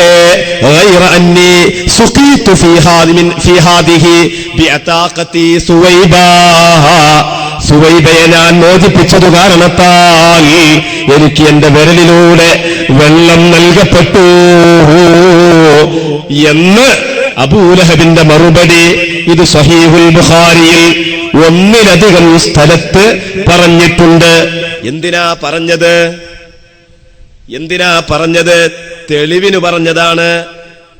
വൈജ്ഞാനികമായ സത്യസന്ധതയ്ക്ക് വേണ്ടി ഒരു കള്ളക്കഥ പറഞ്ഞു എന്നാ മുജാഹിദുകൾ പറയുന്നത്. വൈജ്ഞാനികമായ സത്യസന്ധതയ്ക്ക് വേണ്ടി കള്ളക്കഥ പറഞ്ഞു. നഊദുബില്ല. എന്നാ അതല്ല, ഈ ഹദീസ് വിശദീകരിച്ചുകൊണ്ട് ഫത്ഹുൽ ബാരിയിൽ കാണാം. ഈ ഹദീസ് വിശദീകരിച്ചുകൊണ്ട് ഉംദത്തുൽ ഖാരി അതിൽ കാണാം. മറ്റു ഗ്രന്ഥങ്ങളിൽ, മറ്റു വ്യാഖ്യാനങ്ങളിൽ ഇമാമുമാർ രേഖപ്പെടുത്തിയതായിട്ട് കാണാം. എന്താണെന്നറിയോ? ഇത് ഉദ്ധരിച്ചത് എന്തിനാണ്? അടിമപ്പെണ്ണുങ്ങൾക്ക് മുല കൊടുക്കാൻ പറ്റുമോ എന്ന മസ്അലക്ക് തെളിവായി പറഞ്ഞതാണിത്. എന്താ പറഞ്ഞത്? അടിമപ്പെണ്ണുങ്ങൾക്ക് മുല കൊടുക്കാൻ പറ്റുമോ ഇല്ലയോ എന്ന ദീനിന്റെ മസ്അലക്ക് തെളിവുദ്ധരിച്ചതാണ് ഇമാം ബുഖാരി തങ്ങൾ. എന്നിട്ട് ഇവരെന്താ എഴുതിയതെന്നറിയോ? കണ്ടോ, ഈ പുസ്തകത്തിന്റെ 126-ാമത്തെ പേജിൽ പറയാണ്, പ്രസ്തുത കള്ളക്കഥയിൽ പറയുന്നതോ അബൂജഹലിന് നരകത്തിൽ കൂൾ ഡ്രിങ്ക്സ് കിട്ടുമെന്നാണല്ലോ. പ്രസ്തുത കള്ളക്കഥ. ഇത് ജിന്നാളാണ് എഴുതിയിട്ടുള്ളത്. അല്ല, ജിന്നാളല്ല, ജിന്ന് മുജാഹിദുകളാണ് എഴുതിയിട്ടുള്ളത്. നിങ്ങൾ നോക്കൂ സഹോദരങ്ങളെ. ഇനി ഇതാരതാ മൗലിദ് വിമർശനവും വിശകലനവും. മായൻകുട്ടി സുല്ലമി, ഇയാളും ജിന്നിന്റെ ആളഞ്ഞാണ്. പക്ഷേ ഈ പുസ്തകത്തിന്റെ എഡിഷൻ, ഈ പുസ്തകത്തിന്റെ പബ്ലിഷിംഗ് 2002-ലാണ് ഇതിന്റെ ഫസ്റ്റ് എഡിഷൻ. അന്ന് മുജാഹിദുകൾ പിളർന്നിട്ടില്ല, ഒക്കെ ഒറ്റ കെട്ടാണ്. ഇത് പ്രസിദ്ധീകരിച്ചത് കേരള നദ്വത്തുൽ മുജാഹിദീന്റെ പ്രസിദ്ധീകരണ വിഭാഗമാണ്. ഇതിന്റെ 60-ാമത്തെ പേജിൽ എന്താ പറഞ്ഞത് അറിയോ? അത് നോക്കണം നിങ്ങൾ. ഇതിന്റെ 60-ാമത്തെ പേജിൽ പറയുകയാണ്, അബൂലഹബിന്റെ കാര്യം വ്യക്തമാണ്. തലയും വാലുമില്ലാത്ത ഉമ്മാക്കി കഥകൾ കൊണ്ട് നബിദിനാഘോഷത്തെ ന്യായീകരിക്കുന്ന വേല വൃഥാവിലാണ്. തലയും വാലുമില്ലാത്ത ഉമ്മാക്കി കഥയാണ്. തലയും വാലുമില്ലാത്ത ഉമ്മാക്കി കഥയാണ് ബുഖാരി ഇമാം കൊടുത്തത്. കള്ളക്കഥയാണ് കൊടുത്തത്. ഇങ്ങനെ വിശുദ്ധ ഖുർആൻ കഴിഞ്ഞാൽ ലോകം അംഗീകരിക്കുന്ന ഇസ്ലാമിന്റെ പ്രാമാണിക സ്രോതസ്സായ സഹീഹുൽ ബുഖാരി, ആ സഹീഹുൽ ബുഖാരിയിൽ കള്ളക്കഥയുണ്ടെന്ന് ഇവിടെ കേരളത്തിൽ പറഞ്ഞു നടക്കുന്നത് ആരാ? മുജാഹിദുകളാണ്. അതുകൊണ്ടാണ് ഞാൻ പറഞ്ഞത്, ഒരു മുസ്ലിമിന് മുജാഹിദാവാൻ സാധ്യമല്ല. ഒരു മുസ്ലിമിന് മുജാഹിദാവാൻ സാധ്യമല്ല. ഇവരുടെ വലിയൊരു ചോദ്യമുണ്ട്. എന്താ? പടപ്പുകളിൽ നിന്ന് സഹായം ചോദിച്ചതായിട്ട് സഹാബത്ത് സഹായം ചോദിച്ചിട്ടുണ്ടോ? ഒരു ഉദാഹരണം ബഹുമാനപ്പെട്ട അമീർ ഹുസൈനോട് പറഞ്ഞു. അമീർ ഹുസൈൻ ഹുദവി തന്റെ ആമുഖ പ്രഭാഷണത്തിൽ പറഞ്ഞു. ഞാൻ അതിലേക്ക് കൂടെ കടന്നിക്കുന്നില്ല. സഹാബത്ത് ചെയ്തിട്ടുണ്ടോ ഉണ്ടോ എന്നുള്ളത് വലിയൊരു ചോദ്യമായിട്ട് അണികൾക്കിടയിൽ ഇങ്ങനെ പഠിപ്പിച്ചുകൊണ്ടിരിക്കുകയാണ്. ഞാൻ ചോദിക്കട്ടെ, എന്നേ പെങ്ങൾക്ക് സഹാബികൾ തെളിവായത്? മുജാഹിദിന് സഹാബി തെളിവാണോ അല്ലേ? പറയണം. മുജാഹിദിന് സഹാബി തെളിവാണോ? എന്റെ ചോദ്യം എന്താണ്? മുജാഹിദിന്റെ മൗലവി നിങ്ങൾ ഇങ്ങനെ പറഞ്ഞു നടക്കുന്നുണ്ടല്ലോ, ഇസ്തിഗാസ സഹാബി ചെയ്തിട്ടുണ്ടോ? ഞങ്ങളെ മറുചോദ്യം, നിങ്ങൾക്ക് സഹാബി തെളിവാണോ? ആണോ? ഇതേതാ പുസ്തകം എന്നറിയോ? അത്തവസ്സുൽ. KP മുഹമ്മദ് ബിൻ അഹമ്മദ് എന്ന കേരള നദ്വത്തുൽ മുജാഹിദീന്റെ സംസ്ഥാന പ്രസിഡന്റ്, അയാൾ മരിച്ചുപോയിട്ടുണ്ട്. അയാള് മരിച്ചുപോയതിനു ശേഷമാണ് മുജാഹിദുകളാകെ ചിഹ്ന ഭിന്നമായത്. ഈ പുസ്തകത്തിന്റെ 70-ാമത്തെ പേജിലും 77-ാമത്തെ പേജിലും 90-ാമത്തെ പേജിലും എന്താ ഇവർ എഴുതിയതെന്നറിയോ? ഞാൻ വായിക്കാം. ഇതിൽ പറയാ, ഏതെങ്കിലും സഹാബിയുടെ മാത്രം പ്രവൃത്തിയോ അഭിപ്രായമോ ഇസ്ലാമിൽ തെളിവായി സ്വീകരിക്കപ്പെടുകയില്ല. സഹാബത്തിന്റെ പ്രവൃത്തിയോ അഭിപ്രായമോ ഇസ്ലാമിൽ തെളിവായി സ്വീകരിക്കപ്പെടുകയില്ല. ഇനി ഞാൻ ഈ വായിച്ചതിൽ സംശയം ഉണ്ടെങ്കിൽ ഇതാ പുസ്തകം, നിങ്ങൾക്ക് വായിക്കാം, തുറന്നു വായിക്കാം, ചോദിക്കാം, ചോദ്യം ചെയ്യാം, വിമർശനം നടത്താം. ചോദ്യം ചോദിച്ചിട്ട് വീർപ്പ് മുട്ടിക്കാം. ചോദ്യം ചോദിച്ചിട്ട് നമ്മളെ ഭാഷയിൽ പറയുകയാണെങ്കിൽ പപ്പടം പൊരിക്കും പോലെ പൊരിക്കാം. ഇതാ പുസ്തകം. എത്ര നല്ല സദസ്സാണ്! ഇങ്ങനെ ഒരു സദസ്സ് നിങ്ങൾ കണ്ടിട്ടുണ്ടോ? ഇങ്ങനെ സഹാബത്ത് ദീനിൽ തെളിവല്ലെന്ന് പറഞ്ഞു നടന്നവൻ ഇപ്പൊ ചോദിക്കുക സഹാബി ചെയ്തിട്ടുണ്ടോ? എന്ത് ചോദ്യമാണത്? ആദ്യം നിങ്ങൾ പറയണം, സഹാബിയുടെ പ്രവർത്തനം തെളിവാണെന്ന് പറ. അന്ന് നമുക്ക് തീരുമാനം കാണാം. എന്റെ പ്രിയപ്പെട്ട സഹോദരങ്ങളെ, ഞാൻ ഒരു കാര്യം പറയട്ടെ. ഇവിടെ ജിന്നി വിഭാഗം മുജാഹിദുകൾ എന്തുകൊണ്ടാ മുജാഹിദിന്ന് പുറത്തുപോയതെന്ന് എല്ലാവർക്കും അറിയാലോ. ജീവിച്ചിരിപ്പുള്ള ഹയ്യും ഹാദിറും ഖാദിറുമായ ഒരു ജിന്ന്, ആ ജിന്നിനോട് നമുക്കുള്ള സഹായങ്ങളൊക്കെ ചോദിക്കാം എന്ന് പറഞ്ഞപ്പോ അത് ശിർക്കാണ് എന്ന് ഈ മുജാഹിദീങ്ങൾ പറഞ്ഞു. അത് ശിർക്കാന്ന് പറയുന്ന നിങ്ങളാണ് മുശ്രിക്കീങ്ങൾ എന്ന് ഇവരും പറഞ്ഞു. രണ്ടു കൂട്ടർ അങ്ങോട്ടും ഇങ്ങോട്ടും. ഇപ്പോ ആരാ മുശ്രിക്ക്?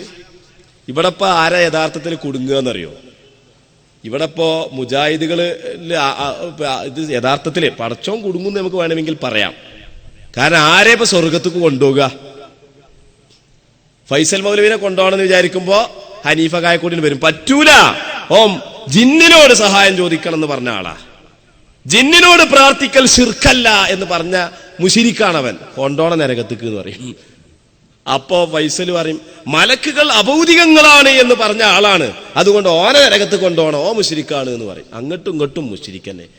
ഏതായാലും ഹൂർലീങ്ങളായ പെണ്ണുങ്ങളൊക്കെ ഇപ്പൊ ആകെ കുടുങ്ങുന്നാ തോന്നുന്നത്. കാരണം സ്വർഗത്തേക്ക് ആളെ കിട്ട സുന്യാളെ ഏതായാലും നരകത്ത് പോയി. എന്നാ കുറച്ച് മുജാഹിദീങ്ങളെങ്കിലും സ്വർഗത്ത് പോകുന്നു വിചാരിച്ചു നടന്നതാ. അപ്പോ നോക്കുമ്പോ മുജാഹിദീങ്ങളൊക്കെ നരകത്തിലും. ഇനി നമ്മളിപ്പോ എന്താ ഈ ബനു ഇസ്രായേലും വല്ല ആൾക്കാരുണ്ടോ നോക്കണം. എന്നാ ബനു ഇസ്രായേലും ആളെ കിട്ടൂല. കാരണം ബനു ഇസ്രായേൽ എന്താ സംഭവിച്ചെന്നറിയോ? ബനു ഇസ്രായേൽ സംഭവിച്ചെന്താണെന്നറിയോ? പ്രബലമായ ഒരു ഹദീസ് ഞാൻ നിങ്ങളുടെ മുന്നിൽ വെക്കുകയാണ്. ബനു ഇസ്രായേൽ സംഭവിച്ചത് മൂസാ നബി അലൈഹിസ്സലാം ഫിർഔനിന്റെ കിരാതമായ ഭരണപീഡനങ്ങളിൽ നിന്ന് ഇസ്രായേലി വംശത്തെ മോചിപ്പിച്ചെടുത്തതിനു ശേഷം, നൈൽ നദി മറികടന്നതിനു ശേഷം രാജ്യം വിടുകയാണ്. അങ്ങനെ അവരിങ്ങനെ ആയിരക്കണക്കിന് അനുയായികളുമായിട്ട് മൂസാ നബി അലൈഹിസ്സലാം മുന്നോട്ട് പോകുമ്പോൾ പെട്ടെന്നൊരു ഇരുട്ട് പരന്നു, വഴി കാണുന്നില്ല. ആ സമയത്ത് മൂസാ നബി അലൈഹിസ്സലാം അവിടെയുള്ള പണ്ഡിതന്മാരെയും ചരിത്രകാരന്മാരെയും വിളിച്ചുകൊണ്ട് ചോദിക്കുകയാണ്, എന്തുപറ്റി, എന്താണ് ഇവിടെ പ്രശ്നം? ആ സമയത്ത് കാരണവന്മാരായ തലമൂത്ത ആളുകൾ പറയുകയാണ്, നബിയേ, ഇവിടെ നൈൽ നദിയുടെ പരിസരമല്ലേ? എത്രയോ വർഷങ്ങൾക്ക് മുമ്പ് മഹാനായ യൂസുഫ് നബി അലൈഹിസ്സലാം മരിച്ചപ്പോൾ ഈ നൈൽ നദിയുടെ വക്കത്താണ് മറമാടപ്പെട്ടിട്ടുള്ളത്. അന്ന് യൂസുഫ് നബി അലൈഹി ഇസ്ലാമിന്റെ ഒരു വസിയത്തുണ്ടായിരുന്നു, നാട്ടുകാരെ, നിങ്ങൾ ഏതെങ്കിലും ഒരു കാലത്ത് ഈ നാട്ടിൽ നിന്ന് പലായനം ചെയ്തുകൊണ്ട് മറുനാട്ടിലേക്ക് മറുരാജ്യത്തേക്ക് പോകുമ്പോൾ എന്നെയും ഖബറിൽ നിന്ന് നിങ്ങൾ എടുത്തു കൊണ്ടുപോകണേ. ആ ഒരു വസിയത്ത് ഞങ്ങളോട് നൂറ്റാണ്ടുകൾക്ക് മുമ്പ് യൂസുഫ് നബി അലൈഹി ഇസ്ലാം നടത്തിയിട്ടുണ്ട്. അതുകൊണ്ടായിരിക്കാം നമുക്ക് വഴി ദിശ അറിയാതെ നമ്മൾ ബുദ്ധിമുട്ടിയത്. അപ്പൊ മൂസാ നബി അലൈഹി ഇസ്ലാം അവരോട് ചോദിച്ചു, അതിന് എവിടെയാണ് ആ ഖബറ്? ആ സമയത്ത് അവര് പറഞ്ഞു, ഈ നാട്ടിൽ എത്രയോ വയസ്സുള്ളതായ കിഴവിയായ ഒരു പടുവൃദ്ധയായ ഒരു സ്ത്രീയുണ്ട്. ആ സ്ത്രീക്ക് ഒരു പക്ഷേ അറിയുമായിരിക്കും. അങ്ങനെ ആ സ്ത്രീയെ അവര് കൊണ്ടെത്തിക്കുകയാണ്. മൂസാ നബി ആ സ്ത്രീയോട് ചോദിച്ചു, ഇങ്ങനൊരു പ്രശ്നമുണ്ട്, യൂസുഫ് നബിയുടെ ഖബർ എവിടെ എന്ന് പറഞ്ഞു തരാമോ? ആ പെണ്ണ് പറഞ്ഞു, ഇല്ല, ഞാൻ പറഞ്ഞു തരൂല. എനിക്ക് പറഞ്ഞു തരണമെങ്കിൽ ഒരു ഉപാധി പറയാനുണ്ട്. എന്താ നിന്റെ ഉപാധി? അസ്അലുക അൻ അകൂന മഅക ഫിൽ ജന്നah. ഓ മൂസാ നബിയെ, അങ്ങയോട് ഞാനിതാ അപേക്ഷിക്കുന്നു, അങ്ങെന്ത് ചെയ്യണം? അങ്ങയുടെ കൂടെ, എനിക്കും അങ്ങയുടെ കൂടെ സ്വർഗത്തിൽ അങ്ങയോടൊപ്പം ഉണ്ടാവണമെന്ന് അങ്ങയോട് ഞാൻ ചോദിക്കുന്നു. അപ്പൊ അല്ലാഹു വഹയ്യൻ ഇറക്കി കൊടുത്തു. മൂസാ നബിയെ കൊടുത്തോളൂ, മൂസാ നബി നിങ്ങൾ കൊടുത്തോളൂ. അതെ പെണ്ണേ, നീ എന്റെ കൂടെ സ്വർഗത്തിലാണ്. അപ്പൊ ആ പെണ്ണ് ഖബറാണ് കാണിച്ചു കൊടുത്തു. ഖബറ് മാന്തി. ഇപ്പൊ ചില ആൾക്കാർ ഖബറ് മാന്ത, ബാപ്പാന്റെ ഖബറ് നീണ്ടോന്ന് വിചാരിച്ചു കണ്ട് ഖബറ് മാന്ത്ര കാല. അത് പരിശോധിക്കുക, മൂടെല്ലാം എടുത്തു നോക്കുക. ആ കാലഘട്ടത്തിലാണ് നമ്മൾ ജീവിച്ചിരിപ്പുള്ളത്. മൂസാ നബി അലൈഹി ഇസ്ലാം ഖബറ് മാന്തി. അപ്പൊ അതേമാതിരി കിടക്കുന്നുണ്ട്. യൂസുഫ് നബി അലൈഹി ഇസ്ലാം ഒരു ചേഞ്ചും ഇല്ലാതെ യൂസുഫ് നബി അലൈഹി ഇസ്ലാമിനെ താങ്ങിയെടുക്കുകയാണ്, കൊണ്ടുപോയി മറമാടുകയാണ്. അപ്പൊ ബനു ഇസ്രായേലുകാരും ഇപ്പോ മുജാഹിദിന്റെ കാഴ്ചപ്പാട് പ്രകാരം നരകത്തില. കാരണം എന്തുകൊണ്ട്? മൂസാ നബിയോട് സ്വർഗം ചോദിച്ചില്ലേ, ജിന്നിനോട് ചോദിച്ചാൽ ശിർക്കാവൂല്ലേ എന്നുള്ളതാണ്. എന്നാ അതേതാ പുസ്തകം എന്നറിയോ? ജിന്നുകളോടുള്ള സഹായത്തേട്ടവും KJU ഫത്വയും. ആരാതെ എഴുതിയിരിക്കണത്? ഇപ്പൊ നമ്മളെ നാട്ടിലൊന്നും കിട്ടാനില്ലാത്തൊരു സാധനം ഉണ്ട്. ഡോക്ടർ KK സക്കരിയ സ്വലാഹി. പന്നിപ്പാറയിൽ വന്നിട്ടുണ്ടോ സക്കരിയ സ്വലാഹി? എടവണ്ണയ്ക്ക് ഒരുപാട് വന്നിട്ടുണ്ടാവും. എടവണ്ണയ്ക്ക് ധാരാളം വന്നിട്ടുണ്ടോ? പന്നിപ്പാറയിൽ വന്നിട്ടില്ല എന്നാ തോന്നുന്നത്. ഇവിടെ വന്നാൽ പാറ പൊട്ടിച്ച കല്ലുകളുണ്ടാവുമെന്ന് പേടിയുണ്ടോന്ന് അറിയില്ല. ഏതായാലും ഇവിടെ അദ്ദേഹം വന്നിട്ടുണ്ടാവില്ല. ഡോക്ടർ KK സക്കരിയ സ്വലാഹി എഴുതിയ പുസ്തകമാണ്. ഈ പുസ്തകത്തിൽ എന്റെ പ്രിയപ്പെട്ട സഹോദരന്മാരെ എന്താ പറയുന്നത്? ഇതിന്റെ 22-ാമത്തെ പേജും 21-ാമത്തെ പേജും ഞാനൊന്ന് വായിച്ചുതരാം. ഈ ഹദീസ്, ഏത് ഹദീസ്? വിജനമായ ഒരു ഭൂമിയിൽ ഒരാളകപ്പെട്ടു. മേൽപോട്ട് നോക്കിയപ്പോ ആകാശം, കീപ്പോട്ട് നോക്കിയപ്പോ ചുട്ടുപൊള്ളുന്ന മണല്. കയ്യിൽ പൈസ ഇല്ല. ഇന്നത്തെ മാതിരിയൊക്കെ ആണെങ്കിൽ റേഞ്ചുള്ളവർക്ക് ഒന്ന് വിളിച്ചുകാണ്ട് പറഞ്ഞാ മതി. അന്ന് റേഞ്ചും ഇല്ല, മൊബൈലും ഇല്ല, ഒന്നുമില്ലല്ലോ. അങ്ങനെ ഇയാളടുത്ത് വാഹനമില്ല, ഒന്നുമില്ല. വിജനമായ മരുഭൂമിയിൽ അകപ്പെട്ടു, വഴിയറിയുന്നില്ല. ഇത് നമ്മളെ കേരളക്കാർക്ക് ഇത് മനസ്സിലാവൂല. സൗദിയിലൊക്കെ പോയാൽ വിജനമായ മരുഭൂമിയിൽ പെട്ടിട്ടുണ്ടെങ്കിലോ കുടുങ്ങിയ തന്നെ. ഒരു 100 കിലോമീറ്റർ നടന്നാലും ഒരു ഇറ്റ് വെള്ളം കിട്ടൂല. പിന്നെ പെട്രോളാ കിട്ടുക, അത് കുടിച്ചാലും പറ്റൂലല്ലോ. അങ്ങനെ എന്റെ പ്രിയപ്പെട്ട സഹോദരങ്ങൾ, നിങ്ങൾ നോക്കൂ. അപ്പൊ റസൂൽ പറയാണ്, യാ ഇബാദല്ലാഹ് അഈനൂനി, അള്ളാന്റെ ഇഷ്ടദാസന്മാരെ എന്നെ സഹായിക്കണമേ എന്നങ്ങോട്ട് പറയുക. അപ്പൊ ആരെങ്കിലും വന്ന് സഹായിച്ചു കൊള്ളും. നബിയുനാ മുഹമ്മദുർ റസൂലുള്ളാഹി സ്വല്ലല്ലാഹു അലൈഹി വസല്ലം. ഈ ഹദീസേ ഇത് കള്ള ഹദീസാണ് എന്നാ അപ്പൊ മുജാഹിദീങ്ങൾ പറയുന്നത്. ഇത് കള്ള ഹദീസാണ്. എന്നാൽ കേട്ടോ, ഈ ഹദീസ് സ്വീകാര്യമാണ്. ഞാൻ ആവർത്തിക്കുന്നു, ഈ ഹദീസ് സ്വീകാര്യമാണ്. ഇനിയും ആവർത്തിക്കുന്നു, ഈ ഹദീസ് സ്വീകാര്യമാണ്. അല്ല, ഈ ഹദീസ് കള്ളമാണെന്ന് പറയാൻ തന്റെ ഉള്ളൊരു മുജാഹിദ് ഉണ്ടെങ്കിൽ കസേലയിൽ ഇരിക്കാം. പിറകിൽ എവിടെയെങ്കിലും ശ്രോതാക്കളുണ്ടെങ്കിൽ ഇവിടെ വന്നു വരാം. എന്നിട്ട് ചോദ്യം ചെയ്യാം, കിതാബുമായിട്ട് ഏറ്റുമുട്ടാം. അല്ലാതെ നാടകം നടത്തിയാ പോരാ, നേർക്കുനേരെ വരണം. ഈ ഹദീസ് സ്വീകാര്യമാണ്. ഈ ഹദീസ് അമലിന് പര്യാപ്തമാണ്. ഈ ഹദീസ് അമൽ ചെയ്യപ്പെട്ടതുമാണ്. അല്ല എന്ന് പറയാൻ ആണായിട്ട് പറഞ്ഞ വല്ലവരുണ്ടെങ്കിൽ വരാം. ഉണ്ടോ? ഉണ്ടാവില്ല. നമ്മളെ മുന്നിലേക്ക് വരൂല. പിന്നെ മൈക്കെട്ടിയിട്ട് കുറച്ച് ആൾക്കാർ അലനല്ലൂർന്നും ബാലുശ്ശേരിന്നും താമരശ്ശേരിന്നൊക്കെ ഇറക്കുമതി ചെയ്തിട്ട് അവരോട് പറയാം. പക്ഷേ നമ്മളോട് സുന്നത്ത് ജമാഅത്തിനോട് പറയാൻ സാധ്യമല്ല. ഈ പുസ്തകത്തിൽ 21-ലും 22-ലും എന്താ പറഞ്ഞത്? ഈ ഹദീസ് സ്വഹീഹാണെന്ന് മനസ്സിലാക്കുകയും അതനുസരിച്ച് പ്രവർത്തിക്കുകയും ചെയ്ത ഇമാം അഹ്മദ് ബിൻ ഹംബൽ റഹ്മത്തുള്ളാഹി അലൈഹിയെ പോലെയുള്ള മുൻകാല ഇമാമുകളുണ്ട്. അഹ്ലുസുന്നയുടെ ഇമാമായി ചരിത്രം വാഴ്ത്തുന്ന ഇമാം അഹ്മദ് ബിൻ ഹംബൽ റളിയല്ലാഹു അൻഹു ഹജ്ജിനുള്ള യാത്രക്കിടയിൽ വഴിതെറ്റിയപ്പോൾ യാ ഇബാദല്ലാഹ് ദുല്ലൂനി അല ത്വരീഖ്, അല്ലാഹുവിന്റെ അടിമകളെ എനിക്ക് വഴി അറിയിച്ചു തരണമേ എന്നിങ്ങനെ പറഞ്ഞുകൊണ്ടേയിരുന്നു. അങ്ങനെ അദ്ദേഹം വഴിയിലെത്തി ചേർന്നു എന്ന് തന്റെ മകൻ അബ്ദുള്ള അദ്ദേഹത്തിന്റെ മസായിലിൽ ഉദ്ധരിച്ചിട്ടുണ്ട്. ഇമാം ബൈഹഖി റഹ്മത്തുള്ളാഹി അലൈഹി മരണം ഹിജ്റ 458 തന്റെ അൽ ആദാബ് എന്ന ഗ്രന്ഥത്തിൽ ഈ ഹദീസ് ഉദ്ധരിക്കുകയും പണ്ഡിതന്മാരിൽപ്പെട്ട സാലിഹീങ്ങളുടെ അടുക്കൽ ശരിയായ അനുഭവത്തിന്റെ അടിസ്ഥാനത്തിൽ അമൽ ചെയ്യപ്പെടുന്ന ഹദീസാണിതെന്ന് പറയുകയും ചെയ്തിട്ടുണ്ട്.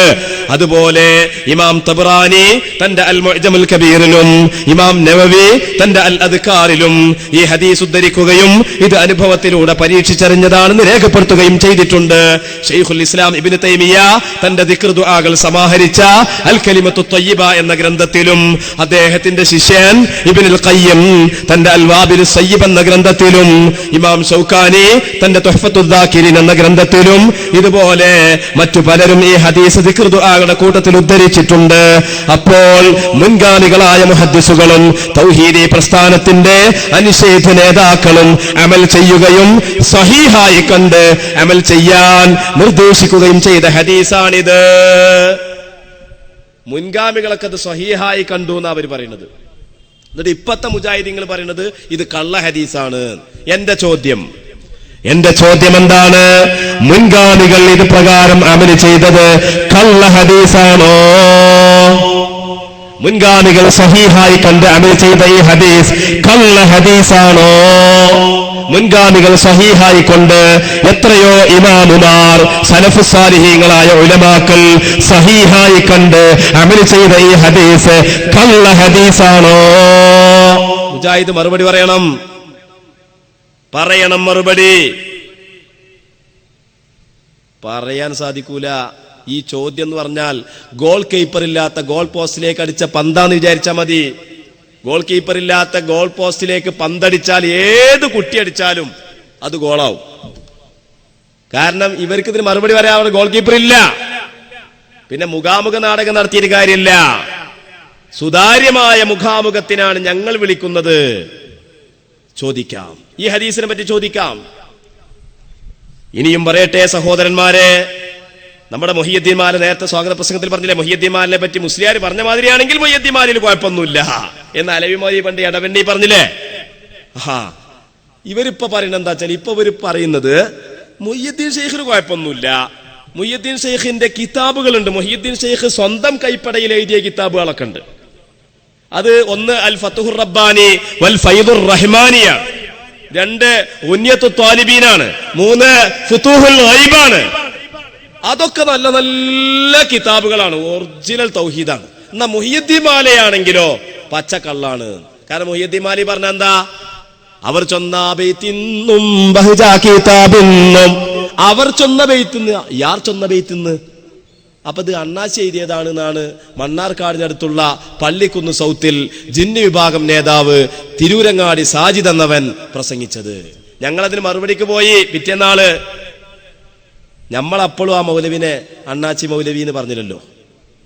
മുഹിയുദ്ദീൻ മാല രചിച്ച മഹാനായ ഖാലി മുഹമ്മദ് ബിൻ അബ്ദുൽ അസീസ് എന്ന കേരളക്കര ലോകത്തിന് സമ്മാനിച്ച ശരീഅത്തിന്റെയും തരീഖത്തിന്റെയും സമന്വയത്തിന്റെ ഉന്നത പണ്ഡിതൻ, അല്ലാഹുവിന്റെ ഔലിയാക്കളിൽപ്പെട്ട പ്രമുഖൻ മഹാനായ ഖാലി മുഹമ്മദ് ബിൻ അബ്ദുൽ അസീസ് റളിയല്ലാഹു അൻഹുവിനെ അണ്ണാച്ചി എന്നാണ് ഇയാൾ വിളിച്ചത്. എവിടെ വിളിച്ചത്? മണ്ണാർക്കാടിനടുത്തുള്ള പള്ളിക്കുന്ന് സൗത്തിൽ കൊണ്ട് വിളിച്ചത്. പക്ഷെ ഞങ്ങളവിടെ മറുപടിക്ക് ചെന്നു.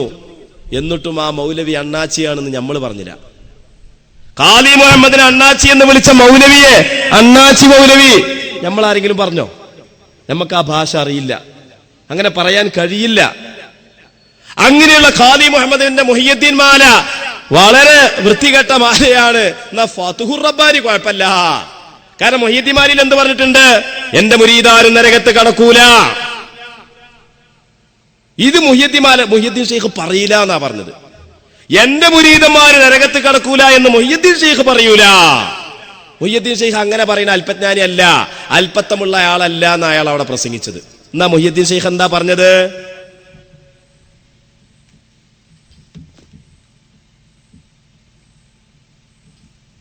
ഇതാണ് മുഹ്യിദ്ദീൻ ഷെയ്ഖിന്റെ അൽ ഫത്ഹുർ റബ്ബാനി വൽ ഫൈദുർ റഹ്മാനി. ഞാനിതിവിടെ വായിക്കുന്നത് എന്തിനാ അറിയോ? ഈ പ്രസംഗം ഒരു പക്ഷേ കേൾക്കുന്നത് മുഴുവൻ സുന്നികളായിരിക്കും. മുജാഹിദുകൾ ഒരു പക്ഷേ ഇത് കേൾക്കാൻ ഇവിടെ വന്നിട്ടുണ്ടാവാൻ സാധ്യത ഉണ്ടോ അല്ലേ എന്നുള്ളത് എനിക്കറിയില്ല, അത് ഈ നാട്ടുകാരാ പറയേണ്ടത്. പക്ഷേ നമ്മുടെ സമസ്ത കേരള ഇസ്ലാമിക് ക്ലാസ് റൂമിലൂടെ ആയിരങ്ങൾ ഇത് കേട്ടുകൊണ്ടിരിക്കുന്നുണ്ട്, ഇത് കണ്ടുകൊണ്ടിരിക്കുന്നുണ്ട്. അതിൽ മുജാഹിദുണ്ട്, ജമാഅത്തുണ്ട്, ഖാദിയാനുണ്ട്, ചേകനൂരുണ്ട്, ക്രിസ്ത്യാനിയുണ്ട്, ജൂതനുണ്ട്, മുസ്ലിമുണ്ട്, അമുസ്ലിമുണ്ട്, എല്ലാവരും ഉണ്ട്. കാരണം എല്ലാവർക്കും ഇന്റർനെറ്റ് യൂസബിൾ ആണല്ലോ. ഈ അവര് ശ്രദ്ധിക്കാനായി പറയുന്നത് ഇതെന്താ? അൽ ഫത്ഹുർ റബ്ബാനി വൽ ഫൈദുർ റഹ്മാനി എന്ന മുഹ്യിദ്ദീൻ ഷെയ്ഖിന്റെ സ്വന്തം കൈപ്പടയിൽ എഴുതിയതെന്ന് നിങ്ങൾ പ്രസംഗിച്ച് നടക്കുന്ന ഈ ഗ്രന്ഥത്തിന്റെ 176-ാമത്തെ പേജിന്റെ 3-ാമത്തെ പാരഗ്രാഫിന്റെ 1-ാമത്തെ 2-ാമത്തെ വരി ഞാൻ നിങ്ങളുടെ ശ്രദ്ധയിൽപ്പെടുത്താം. ഇതിൽ പറയാം, യാ ഗുലാം, അല്ലയോ മകനെ, ഇദാ മിത്ത, നീ മരണമടയുമ്പോൾ, തറാനി, നിനക്കെന്നെ കാണാം, വതഇരിഫുനി, നിനക്കെന്നെ അറിയും, തറാനി, നീ എന്നെ കാണും, അൻ യമീനിക, നിന്റെ വലതുഭാഗത്ത്, വശിമാലിക, നിന്റെ ഇടതുഭാഗത്തും, അഹ്മിലു, ഞാൻ നിന്റെ കാര്യമേൽക്കും, വഅദ്ഫഉ അൻക, ഞാൻ നിന്നെ തൊട്ട് തടയും, വഅസ്അലു ഫീക, ഞാൻ നിന്റെ കാര്യത്തിൽ അല്ലാഹുവിനോട് ചോദിക്കും. മുഹ്യിദ്ദീൻ ഷെയ്ഖിന്റെ നിർദ്ദേശങ്ങൾ പൂർണ്ണമായി പാലിച്ചു ജീവിച്ച, മുശാഹദയുടെയും മുറാഖബയുടെയും ഔന്നിത്യ തലങ്ങളിലെത്തിയ ഒരു മുരീദിനെ വിളിച്ചുകൊണ്ട് മുഹ്യിദ്ദീൻ ഷെയ്ഖ് പറയാണ്, നീ മരിക്കുമ്പോൾ ഞാൻ അവിടെ വരും, നിനക്കെന്നെ കാണാം, നീ എന്നെ അറിയും, ഞാൻ നിന്റെ കാര്യമേൽക്കും, നിന്നെ ഉപദ്രവിക്കാൻ വരുന്നവരെ തടയും, ഞാൻ നിന്റെ കാര്യത്തിൽ അല്ലാഹുവിനോട് ചോദിക്കും. ഞാൻ ചോദിക്കട്ടെ, ഇത് മുഹ്യിദ്ദീൻ ഷെയ്ഖ് എഴുതിയതല്ലേ? മുജാഹിദുകളോട് ചോദിക്കട്ടെ, ഈ മുഹ്യിദ്ദീൻ ഷെയ്ഖ് പേച്ചാളാണോ? പറയണം നിങ്ങൾ. ഞങ്ങള് മജ്ലിസുന്നൂർ ചെല്ലുമ്പോ നിങ്ങൾ ഇങ്ങനെ എതിർക്കാറില്ലേ? മജ്ലിസുന്നൂറിൽ എന്താ പറയുന്നത്? ദാഹം മൗത്തത് കൂട്ടിടും, പിന്നെന്താണ്? ഇബ്ലീസ് കൂസിനെ കാട്ടിടും, നേരം ലഈനവനാട്ടുവാൻ, ബദരീങ്ങളാൽ തുണ റബ്ബനാ, ലാ ഇലാഹ ഇല്ലല്ലാഹു, ലാ ഇലാഹ ഇല്ലല്ലാഹ്. പന്നിപ്പാറക്കാർക്ക് തൗഹീദിന്റെ ഒച്ച അങ്ങോട്ട് പോരാ. കുഴപ്പമില്ല, അത്ര ഉള്ള പതുക്കെ ചെല്ലിയാലും മതി. ഒച്ചത്തിൽ തെരിയിൽ ചെല്ലി ഒച്ചത്തിലാക്കണ്ടെന്നല്ലേ സ്വാഗത പ്രസംഗത്തിൽ അസംഭവിച്ച് പറഞ്ഞല്ലോ. ഒച്ചത്തില് പയ്യത്തിന്റെ പിന്നാലെ ഉറക്ക ആർപ്പ് വിളിക്കണ്ട, ഒരു മിതമായ ശൈലിയിൽ, ശബ്ദത്തിൽ. അപ്പൊ അങ്ങനെ തന്നെ വേണ്ടത്. അപ്പോൾ പിന്നെ ഇവിടെ ദാഹമൗത്ത് ഇത് കൂട്ടിയിടും, ഇബ്ലീസ് കൂസിനെ കാട്ടിടും, നേരം ലഈനവനാട്ടുവാൻ, ബദരീങ്ങളാൽ തുണ റബ്ബനാ. അങ്ങനെ ഒരു പവർ ഔലിയാക്കൾക്ക് ഉണ്ട്, അങ്ങനെ ഒരു പവർ അമ്പിയാക്കൾക്കുണ്ട്. അങ്ങനെ ഒരു പവർ ഔലിയാക്കൾക്ക് അല്ലാഹ് കൊടുത്താൽ നിങ്ങൾ എന്തിന് അസൂയപ്പെടണം? അതാണ് ഞങ്ങളെ ചോദ്യം. അങ്ങനെ പവർ അമ്പിയാക്കൾക്കില്ലേ? ഇവര് പറയണത് എന്താ വെച്ചാൽ അമ്പിയാക്കളും നമ്മളും തമ്മിൽ വലിയൊരു വ്യത്യാസമില്ല. പിന്നെന്താ വെച്ചാല് അമ്പിയാക്കള് ആ നുബുവത്തിന്റെ കാര്യങ്ങള് മരണം വരെ ആ സന്ദേശം എത്തിച്ചു, അവർ മരിച്ചു. ഇനി ആ സന്ദേശം നമ്മൾ വായിച്ചു നോക്കുക, അത് പറ്റണതൊക്കെ സ്വീകരിക്കുക, അല്ലാത്തത് ചാടിക്കടക്കുക. അപ്പോ ഒരു പോസ്റ്റ്മാനിന്റെ ഒരു ഡ്യൂട്ടിയാണുള്ളത്. എന്നാൽ നിങ്ങൾ നോക്കണം, മുഅ്തത്ത് രണാങ്കണം, അള്ളാഹുവിന്റെ റസൂലിന്റെ കാലത്ത് നടന്ന വലിയൊരു യുദ്ധമാണ് മുഅ്തത്ത് യുദ്ധം. ആ മുഅ്തത്ത് യുദ്ധവേളയിൽ എത്രയോ സ്വഹാബിമാർ ഷഹീദാവുകയാണ്. അബ്ദുല്ലാഹിബ്നു ജാഫർ ഇബ്നു അബി ത്വാലിബ് റളിയല്ലാഹു അൻഹു ഷഹീദായി, അബ്ദുല്ലാഹിബ്നു റവാഹ ഷഹീദായി, സയ്യിദ് ഇബ്നു ഹാരിസ ഷഹീദായി. മഹാനായ ഖാലിദ് ഇബ്നുൽ വലീദ് റളിയല്ലാഹു അൻഹുവിന്റെ നേതൃത്വത്തിൽ മുസ്ലിമീങ്ങൾ യുദ്ധം ജയിച്ചടക്കി തിരിച്ചു പോന്നു.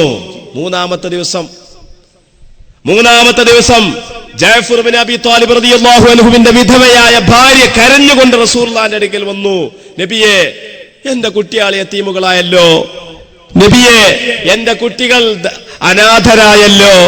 നബിയെ, എന്റെ കുട്ടികൾക്ക് ആളില്ലാതെയായല്ലോ.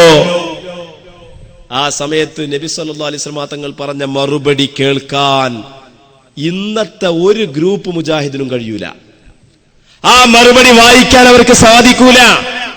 ആ മറുപടി പ്രസംഗിക്കുന്നത് റസൂലുള്ളാഹിന്റെ ആ വാക്ക് മൈക്കയിലൂടെയോ അല്ലാതെയോ ആരെങ്കിലും പ്രസംഗിക്കുന്നത് കേൾക്കാൻ മുജാഹിദിന് കഴിയൂല. മുജാഹിദ് അത് കേൾക്കുമ്പോ യജഅലൂന അസാബിയഹും ഫി ആദാനിഹിം, അവരുടെ ചെവിയിൽ വിരല് വെക്കും. വിരല് വെക്കുന്നത് ആൾക്കാർ കണ്ടാ കൂക്കോലോ എന്ന് വിചാരിച്ചാല് അവരൊരു ഒരു കല്ലെടുത്ത് കാണ്ട് ഒരു പൊട്ട് കല്ലെടുത്ത് കാണ്ട് ചെവി തിരികെ വെക്കും. മുറിയായാലും കുഴപ്പമില്ല. എന്താ റസൂലുള്ളാഹി പറഞ്ഞതറിയോ? പെണ്ണേ, നീ പേടിക്കണ്ട. അൽ ഐലത തഖാഫീന, ദാരിദ്ര്യത്തെ നീ പേടിക്കേണ്ട. അനാഥത്വം ഭയപ്പെടേണ്ട. രക്ഷിതാക്കളില്ല എന്ന് ഭയപ്പെടേണ്ട. വഅന വലിയുഹും വഅന വലിയുഹും ഫിദ്ദുനിയാ വൽ ആഖിറ, ഞാൻ ആ കുട്ടികളുടെ രക്ഷിതാവാണ്. ഞാൻ ആ കുട്ടികളുടെ രക്ഷകനാണ്. ഞാൻ ആ കുട്ടികളുടെ സഹായിയാണ്. ഫിദ്ദുനിയാ, ദുനിയാവിലും, വൽ ആഖിറ, ആഖിറത്തിലും ഞാൻ ആ കുട്ടികളുടെ രക്ഷിതാവാണ്. ആ കുട്ടികളെ സഹായിക്കുന്ന സഹായിയാണ്. ഷഫീഉന മുഹമ്മദ് മുസ്തഫ. അപ്പൊ റസൂലുള്ളാഹി പറയാ, ദുനിയാവിൽ മാത്രല്ല ആഖിറത്തിലും ഞാൻ രക്ഷിതാവാണ്. അങ്ങനെ ഒരു പവറുണ്ട്. അങ്ങനെ ഒരു പവറുണ്ട്. ആ പവറിനെയാണ് എന്റെ പ്രിയപ്പെട്ട സഹോദരന്മാരെ നിഷേധിച്ചത്.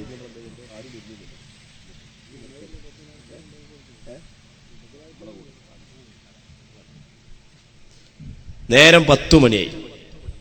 ഇതുവരെ ഒരു സഹോദരൻ ചോദിക്കാൻ വന്നില്ലല്ലോ.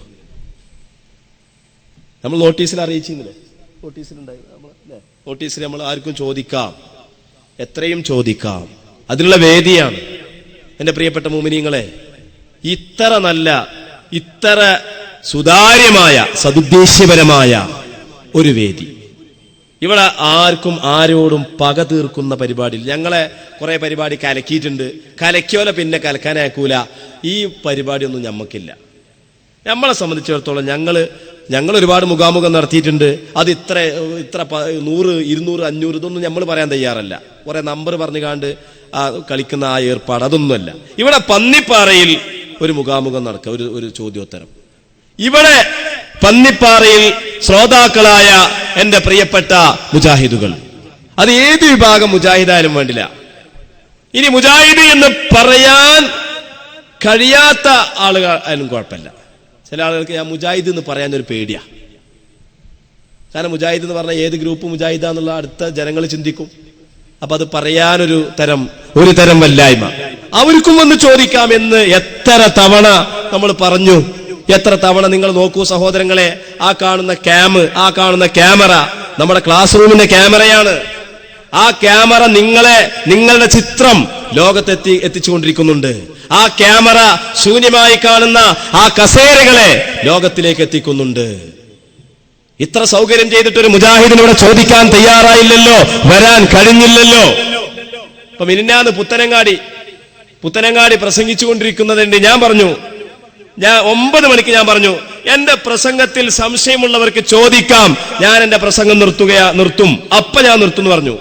ഞാനൊരു 10 മിനിറ്റ് കൂടി പ്രസംഗിച്ചതിന് ശേഷം MES മെഡിക്കൽ കോളേജിൽ പഠിക്കുന്ന ഒരു സ്റ്റുഡന്റ്, വയനാട്ടുകാരനായ ഒരു ഡോക്ടർ വിഭാഗത്തിൽ പഠിക്കുന്ന ഒരു വിദ്യാർത്ഥി, ഒരു 10-22 വയസ്സോ അല്ലെങ്കിൽ 23 വയസ്സൊക്കെ ഉള്ള ഒരു വിദ്യാർത്ഥി വന്നിട്ട് എനിക്ക് ചോദിക്കാനുണ്ട് പറഞ്ഞു. മൈക്ക് ഓപ്പറേറ്ററെ മൂത്രയിക്കാൻ എടുക്കോ പോയിരുന്നു. അതൊന്നും നോക്കാതെ ഓൻ മൈക്കെടുത്തിട്ട് ഓൻ തന്നെ ഓണാക്കി കാണ്ട്.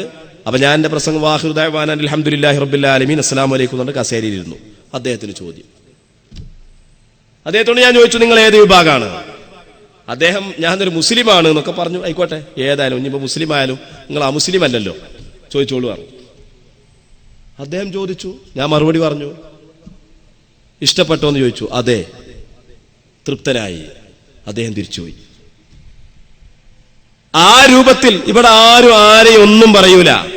ഇത് SKSFന്റെ സദസ്സാണ്, SYSന്റെ സദസ്സാണ്, സമസ്തയുടെ സദസ്സാണ് അല്ലേ?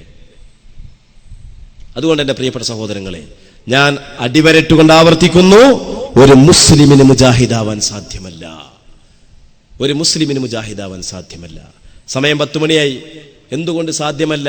നമ്മുടെ നാട്ടിലൊക്കെ ഒരാൾ മരിച്ചാല് അയാളെ കഫൻ ചെയ്ത് കുളിപ്പിച്ചതിന് ശേഷം ജനാസയിൽ വെക്കും. കട്ടിലിൽ വെക്കുമ്പോ ഒരാൾ ദ്വാർക്കും, ബാക്കിയുള്ളവരൊക്കെ ആമീൻ പറയും. എന്താ ദ്വാർക്കണത്? എന്തെങ്കിലും അല്ല, ഞങ്ങളോട് വിട പറയുന്ന ഈ സഹോദരനെ സ്വർഗത്തിൽ ഇതുപോലെ ഞങ്ങളെയും അവരെയും ഒരുമിപ്പിക്കണേ. അപ്പൊ ആളുകളൊക്കെ ഇങ്ങനെ ആ ഇടറുന്ന പതറുന്ന ആ മനസ്സിന്റെ ആ വല്ലാത്തൊരവസ്ഥയിൽ അവരതാ ആമീൻ പറയുകയാണ്. അങ്ങനെ ആമീൻ നമ്മളിങ്ങനെ എല്ലാവരും ഇത്രയും വലിയൊരു സദസ്സ് ആമീൻ പറയുന്ന സമയത്താണ് 2 ചെറുപ്പക്കാര്, ചിലപ്പോ കുറച്ച് താടി ഇങ്ങനെ നീണ്ടിട്ടുണ്ടാവും. ഞാൻ അതിനെ കളിയാക്കല്ലോ കേട്ടോ, താടി എത്രയും നീട്ടണം, നീട്ടാൻ കഴിയുന്നവരൊക്കെ നീട്ടിക്കോട്ടെ, ഞാൻ അതിനെ പരിഹസിച്ചതല്ല. പക്ഷെ അങ്ങനത്തെ ചില ആളുകള് കണ്ടിട്ടുണ്ടോ നിങ്ങൾ ഈ പന്നിപ്പാറയിലും ഒരു പക്ഷെ നിങ്ങൾ ശ്രദ്ധിച്ചിട്ടുണ്ടാവും. ഞാൻ പല സ്ഥലത്തും ശ്രദ്ധിച്ചിട്ടുണ്ട്. പല ആളുകൾ നമ്മൾ ഓർമ്മപ്പെടുത്തിയിട്ടുണ്ട്. അപ്പൊ കാണങ്ങനെ ചിലപ്പോ കാണാൻ മുന്നിൽ ഈ ഭാഗം പൊത്തിയിട്ടുണ്ടാവും, ചിലപ്പോ ബാക്കിലുള്ള ആ ഭാഗം പൊത്തിയിട്ടുണ്ടാവും. ഏതായാലും ഒന്ന് മുട്ടിയിട്ടുണ്ട്. അത് മുന്നത്തതാണോ പിന്നത്തതാണോ എന്നുള്ളത് മാത്രമേ നമുക്ക് സംശയമുള്ളൂ. എല്ലാവരും ആമീൻ പറയുമ്പോ ഇങ്ങനെ 1-2 ആൾക്കാർ കാണാം, ഒന്നിരിക്കൽ ഇങ്ങനെ പിടിച്ചിട്ടുണ്ടാവും, അല്ലെങ്കിൽ ഇങ്ങനെ പിടിച്ചിട്ടുണ്ടാവും. എന്തൊരു ഗതികേടാണിത്. ഒരു മുസ്ലിമിന് മുജാഹിദാവാൻ കഴിയില്ല. അള്ളാഹുവിന്റെ റസൂലിന്റെ തിരു ശരീരം കഫൻ ചെയ്തതിനു ശേഷം മയ്യത്ത് കട്ടിലിൽ വെച്ചപ്പോൾ സിദ്ദീഖുൽ അക്ബർ തങ്ങൾ, ഉമർ ഇബ്നുൽ ഖത്താബ് തങ്ങൾ രണ്ടുപേരും വന്നുകൊണ്ട് ദുആ ചെയ്തില്ലേ? അല്ലാഹുമ്മ ജമഅ ബൈനനാ അല്ലാഹുമ്മ ജമഅ ബൈനഹു ഫീ ദാരി ജന്നതിക. അല്ലാഹുവേ, ഞങ്ങളുടെയും നബിയുടെയും ഇടയിൽ സ്വർഗ്ഗത്തിൽ ഒരുമിപ്പിക്കണമേ. ഫയഖൂലുൻ നാസു ആമീൻ, ഫയഖൂലുൻ നാസു ആമീൻ, ഫയഖൂലുൻ നാസു ആമീൻ. മറ്റു സ്വഹാബിമാർ ആമീൻ പറഞ്ഞില്ലേ? മഹാനായ ഇമാം ഷാഫി തങ്ങളുടെ കാലഘട്ടക്കാരനായ ഇമാം ഇബ്നു സഅദ് റളിയല്ലാഹു അൻഹു അവിടുത്തെ ലോകപ്രസിദ്ധ ഗ്രന്ഥമായ അത്വബഖാത്തുൽ കുബ്രയിൽ ഈ സംഭവം സനദു സഹിതം ഉദ്ധരിച്ചിട്ടില്ലേ? എന്നാലും അപ്പൊ അവർക്കൊരു എന്തായാലും നമ്മൾ പറയാ, ഒന്നിരിക്കൽ പാത്താ മുട്ടും, അല്ലെങ്കിൽ പിന്നെ അത് ഞാൻ പറയണില്ല. എന്നിട്ട് അവിടെ ഇങ്ങനെ പൊത്തിപ്പിടിച്ചു. എന്തൊരു ഇടങ്ങേറാണിത്. അതുകൊണ്ട് എന്റെ പ്രിയപ്പെട്ട സഹോദരന്മാരെ, ഏത് വിഷയം, ഏതാനും ഉദാഹരണങ്ങൾ മാത്രമാണ് പറഞ്ഞത്. തൗഹീദാവട്ടെ, ശിർക്കാവട്ടെ, അല്ലെങ്കിൽ ബിദ്അത്താവട്ടെ, സുന്നത്താവട്ടെ, നബിദിനാഘോഷാവട്ടെ, ദിക്റ് ചൊല്ലലാവട്ടെ. ഇപ്പൊ ഇവിടെ ഒരു വലിയ ആരോപണം എന്താന്ന് വെച്ച് കഴിഞ്ഞാല്, നമ്മളെ റാത്തീബുകളിലും ഹദ്ദാദിലൊക്കെ ഒരുപാട് ദിക്റ് ചൊല്ലാത്ര. അങ്ങനെ കണ്ടമാനം ദിക്റൊന്നും ചൊല്ലാൻ പറ്റൂല എന്നാ. കണ്ടമാനം ദിക്റ് ചൊല്ലിയാല് നരകത്ത് പോകുന്നു. എന്തായി പറയണത്? ഖുർആൻ പറഞ്ഞെന്താ? ഉദ്കുറുല്ലാഹ ദിക്റൻ കസീറ, കണ്ടമാനം ദിക്റ് ചൊല്ലണേ എന്ന് ഖുർആൻ പറയാ. മുജാഹിദ് പറയണതോ അങ്ങനെ കണ്ടമാനം ദിക്റൊക്കെ ചൊല്ലിയാൽ നരകത്ത് പോകും. കാരണം റസൂൽ ചൊല്ലിയിട്ടുണ്ടോ എന്ന് അടുത്ത ചോദ്യം.